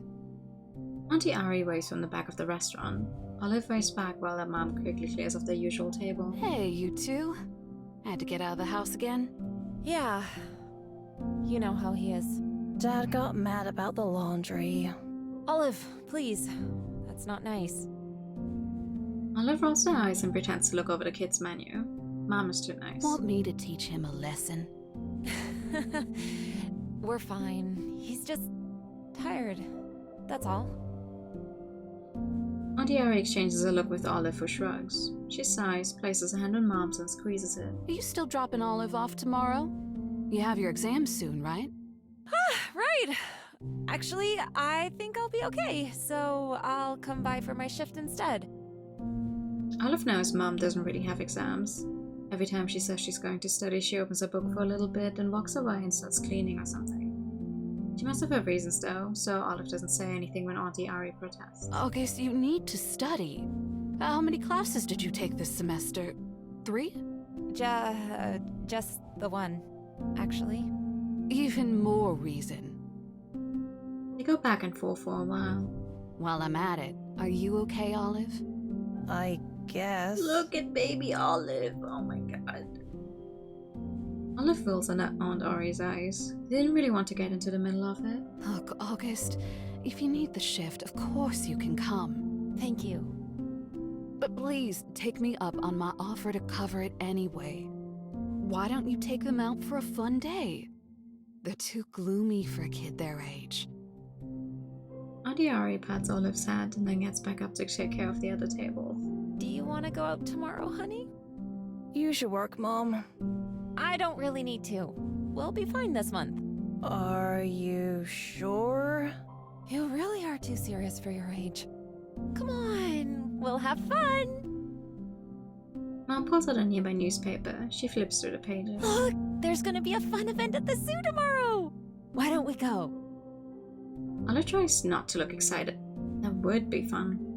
But they've had to cancel plans so many times before. They're gonna have a partnership with the aquarium and do a tour. As the mom goes on, Olive shifts a little closer to look at the article despite themselves. She angles the article so Olive can see and continues reading. It's only a couple moments before Olive scoots up closer to her to listen. Auntie Ari doesn't say anything when she comes by with the food as Olive chimes in on which of the events they'd like to visit. They sit together and let the food go cold, excitedly chatting about tomorrow. Oh, I like it. It's nice to see. It gets better. This game Why don't you is... go ask them to play? Oh, this game wants me to cry so bad. God damn. Olive sits on the swing, the legs half-hearted kicks the only thing pushing them at all. The mom gestures to the two girls playing across the park, tilting her head towards them all the while. It's okay. I don't really want to. Oh, don't give me that, sweetie. What's wrong? If they wanted to play with me, they'd ask. I'll just bother them. Honey. It's not like that, Ollie. You have to put yourself out there. On cue, the short of the two girls suddenly points at the two on the swing, speaking loudly to her mom. When her mom nods, she and the other girl dash over. Wanna play obstacle course? Damn, Jesus! Capri's tiny Capri's only comes with a head. Okay. Awesome! I'm Caprice, and this is Millie, my bestest friend. August snatches Olive. I'm Olive. That's a nice name. Thank you. Okay, on the count of 3, we're gonna race to the slide. Olive is half dragged away by the two girls as Caprice explains the course, holding onto their hand tightly. I'll be back soon. Have fun! August glances up as two women approach, watching the three run off. She makes friends everywhere she goes. You should see how she is when she assists on the tours. Every guest pays more attention to her than the aquarium. That sounds like good business. The two greet August with a pair of warm smiles as their small talk winds down. Hi, I'm Caprice's mom. This is Adelaide, my bestest friend. Nice to meet you. Oh, you too. I'm August. Both Olive and August pass the time together with the new friends. Go, go! As Olive stumbles over their own feet, Caprice quickly overtakes the lead and continues dashing ahead. Around the tree! That's the last one! The two run, tagging a tree and quickly switching back to watch towards Millie. She waves her hand excitedly. Caprice wins! Okay, you win. On the sidelines, three women watch the children warmly. The sun is starting to dip low in the sky already. So it's just... Well, it's just so nice to see Olive playing with kids their age. Do you two live nearby? Unfortunately, no. I had an appointment at the hospital here, so we were just visiting. Oh, I'm sorry to hear that. I hope it went well. Thank you. I hope so too. Olive stands at the end of the park yelling impromptu rules for the race at Millie and Caprice as they run around now. Well, thank you, both of you, for the conversation. Seeing Olive like this is kinda bittersweet. I wish it could last longer. But speaking of, we should probably head back. I have a shift tonight. Oh, good luck. Night shifts must be tough. Well, it's busier, but the clientele is more patient. It was so nice talking to you. Good luck with everything, alright? You're doing great. You'll both be okay. Thank you. Good luck with everything, too. Olive! Olive! Come on in. Let's head back now. Coming! See ya, Olive! Bye! It was sad to see the new friend go. Caprice and Millie continue to play for a while longer. When the sun has long past the horizon and the two girls are sleeping soundly in the back of the car, Adelaide's phone rings. She hesitates to pick it up. Do you... No, it's okay. A moment passes before the phone is answered. Adelaide speaks softly, but the quiet hum of the idle car isn't enough to mask the conversation. Charlie keeps her eyes closed and leans her head back, pretending that she can't hear. Pretending she can't hear the doctor on the other end of the phone saying things like rapid progression, hospice care, or end-of-life preparation.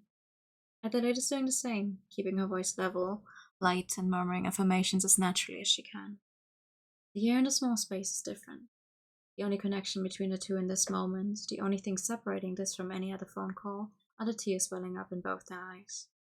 When Adelaide hangs up the phone, she places it in her lap. In a careful movement, she opens the car door. I love you, baby. I love you so much. Adelaide brushes some hair out of her face, careful not to wake her. Minnie stirs ever so slightly, murmuring sleepily. She closes the door and slumps to the ground. In less than a minute, Charlie is by her side on the ground, hand on her back. I should call Mike. Charlie holds her as Adelaide's shaking hands try to reach for her phone, to speak to her husband, who's undoubtedly waiting by his phone at work. Take a minute, Aid. Just... Charlie, what am I gonna do? She can't answer. Adelaide knows that, but she repeats the question as sobs wreck her body and her friend pulls her into a hug. For the first time since the diagnosis, Charlie and Adelaide cry together. Neither has the strength to be the strong one right now, one who can sit and listen. And time passes as the tears slow. Adelaide manages to pull herself away from Charlie long enough to call Mike. They cry all over again as she fails to repeat news and hand the phone over to Charlie to tell him where they're parked so he can leave work now. Charlie takes care to roll down the windows and cut the engine, to let the kids sleep. She meets Adelaide at the front of the car, sitting on a concrete parking stop next to her. Neither are sure what to say, but Adelaide manages to speak first. I'm sorry. Aid, don't. I'm so sorry, Charlie. I don't want to leave you alone. Aid, please don't. I know you don't. It's not fair. Charlie swallows the lump in her throat. I know. Millie. Oh, God. Millie. Please, Charlie. Please take care of Millie for me. I will. I promise. And Mike, and yourself too, Adelaide, we'll figure something out, okay? We'll look out for each other. We have time, right? Yeah, we do. I love you, Adelaide. I really do. I love you so much, Charlie. Thank you for always being here for me. Silence falls again. As Mike's car approaches, screeching to a halt, Adelaide grips Charlie's hand once more in a kind of affirmation. It isn't fair. But they have time. They look out for each other. And someday, somehow, they'll be okay.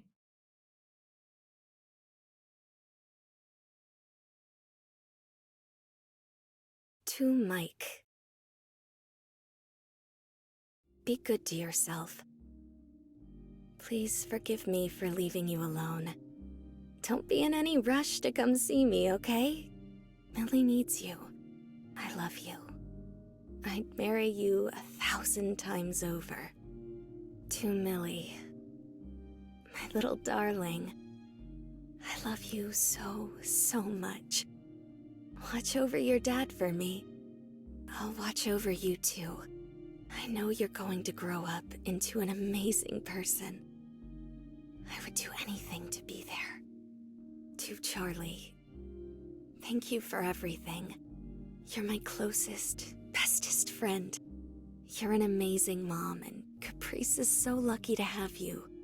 I've been so lucky to have you as a part of my family.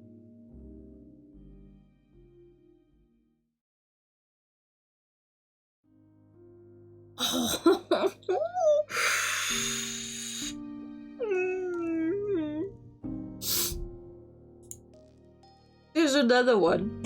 Oh god, there's another one.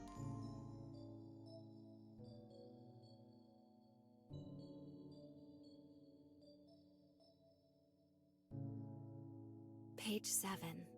Things I love about you. Your laugh, your hugs, the way you love me too. I just know you're going to grow up to be an amazing, wonderful person, Millie. I love how bright you make everyone's days. Page 19. What about me and Caprice? Can we still see each other? Of course you can. Dad will be here, and I'm sure Charlie would love to have you. Without you? I'm going to miss Charlie, and I'm sure she's going to miss me too. But another thing we have in common is how much we love you. You can still go on sleepovers, have movie nights, visit the butterfly garden. I don't want to go without you. It wouldn't be the same. I know it wouldn't, sweetie. But Caprice is your best friend, and I want you two to be there for each other. You can still be her friend without me there. In fact, I want you to. Please don't push her away, okay? Okay. Page 31, for when you graduate middle school. Congratulations! You're so grown up now. I hope you have an amazing day. Tell your dad I said you can have as much cookie cake as you like. What if she doesn't like cookie cake anymore? It's fine. It's the thought that counts. If things change, I'll get the message anyway. Want to take a break? Yeah, that'd be good. Page 33. The following pages are recipes for brownies, chocolate chip cookie cake, and of course, my one and only deluxe cheesecake bites. I used to make these all the time for you and Caprice. Wait. Don't skip it. We should make it sometime. Yeah, I want to try your mom's brownies again. And you will. I'll make them for us, but I'm keeping the recipes just for myself. Page 42. What to do if Dad gets a new mom. That's not going to happen. Oh, come on, dear. It could. It should. You're gonna let all those good looks go to waste? It won't happen. It might. So, come on. Help me with this one. She did both. We can come back to it. Caprice and the mom? Wow. Fine. I'd rather you take me out on a date tonight anyway. I'll call Charlie. Page 52. What can I do when I miss you? Go for a walk. Count how many dogs you see. Breathe in the air. When you're done, you can come home. Make yourself something to eat. If you're still feeling down, read some of these letters. And know that I love you, and I miss you too. Page 53. I'm afraid of forgetting you. To be honest, I'm afraid of that too. I think you're going to forget some things, though. that's okay. And, you know, I've forgotten a few things too.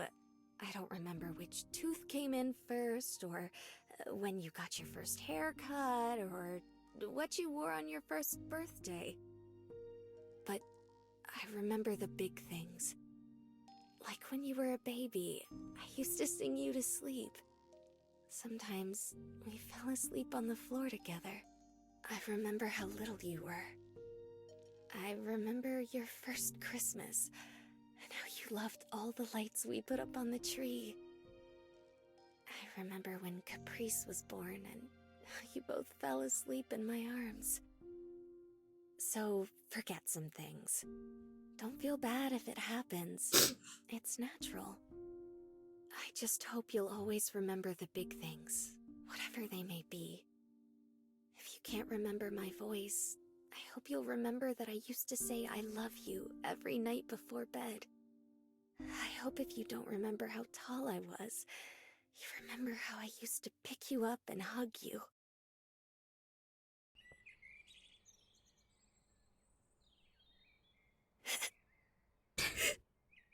Yeah, that's a mood, Millie. I miss her. I'm always scared of forgetting more about her. Sorry, I just need a few minutes alone. Alright. We love you, Millie. Are you going to be okay? Yeah, I am. Thank you for letting me share part of her with you. I think I want to keep the rest to myself for now. We'll be here if you need anything. I know.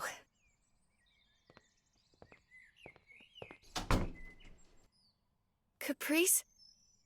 Yeah? Later, do you want to go visit her? Together? You mean... yeah. That'd be nice. And,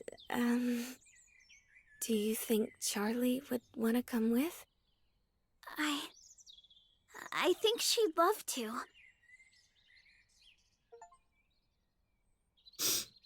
Oh.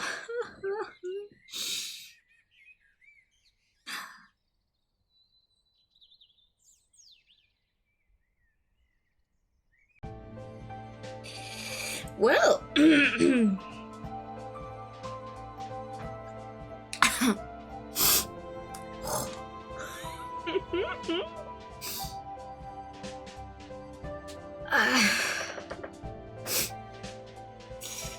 That was Twofold. Thank you for the pet the entire time.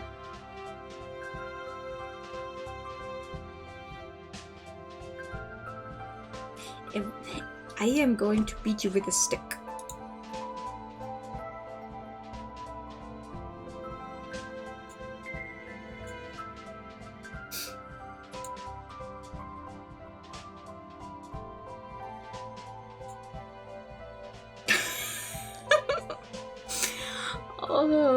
Oh, okay. Well, we finished the game.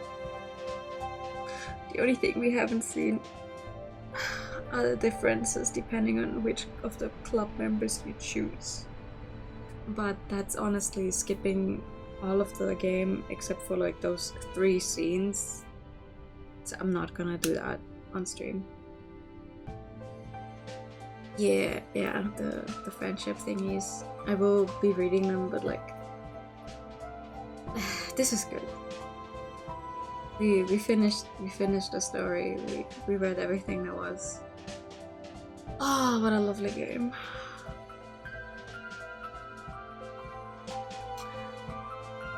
Somehow or another, every single game that Studio Lan has something to do with, be it they're the ones in this case like releasing it, or be it where they themselves are the writers. In this case, someone else has written the story, but they like published it under their wing. Every story they make, every story they choose to showcase is like really gets me. I haven't even played all of them. Not at all, but this one, wow. Like, I went into Millie's route because Millie, first time around, I thought, okay, I feel like I might enjoy Millie's route more. And that was the case for the longest time. Like, going into Caprice's was like, wow, Caprice is a lot as a character. And then they just start fucking punching you in the gut. Even though I already knew one side of the story, right?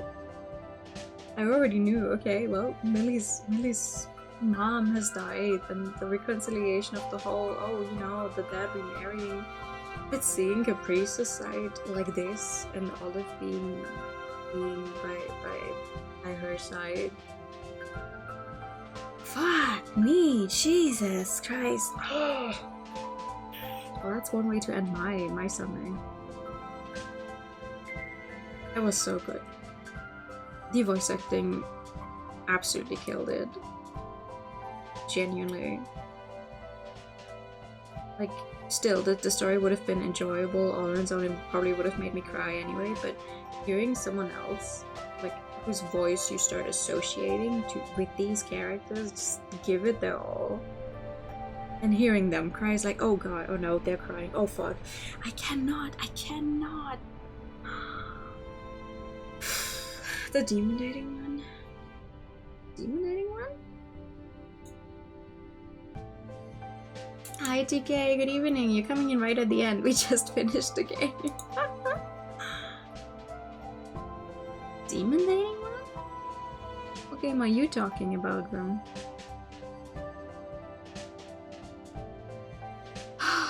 Boy, okay. Well, that means I have to find a new game for next week. You don't remember the name of it, that's fine. That means I have to find a new game for next week, but we'll see how that goes. I paused the schedule in a bit.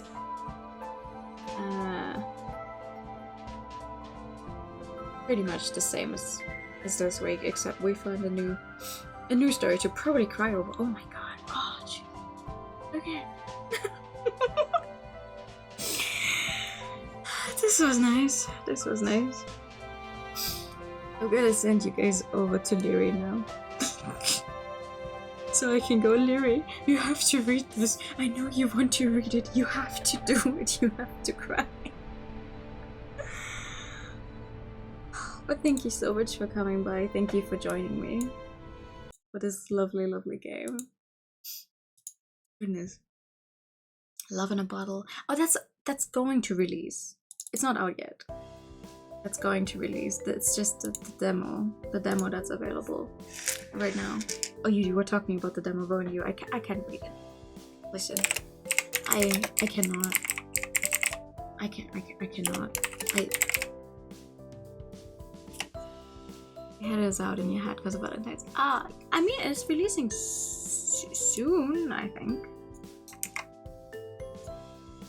You do, there's no regards. We're all out here. Thank you, yeah, thank you so much for coming. Thank you for enjoying this game with me. I hope you all have a nice rest of your Sunday. I'll see you all next week. Have a good night. I think I just... OBS is telling me that there's an ad break in progress, but because I started up a raid, I think the ad just fucking broke. Like it's perpetually stuck. I don't care. Have a good night, everyone. Bye bye. Bye bye bye.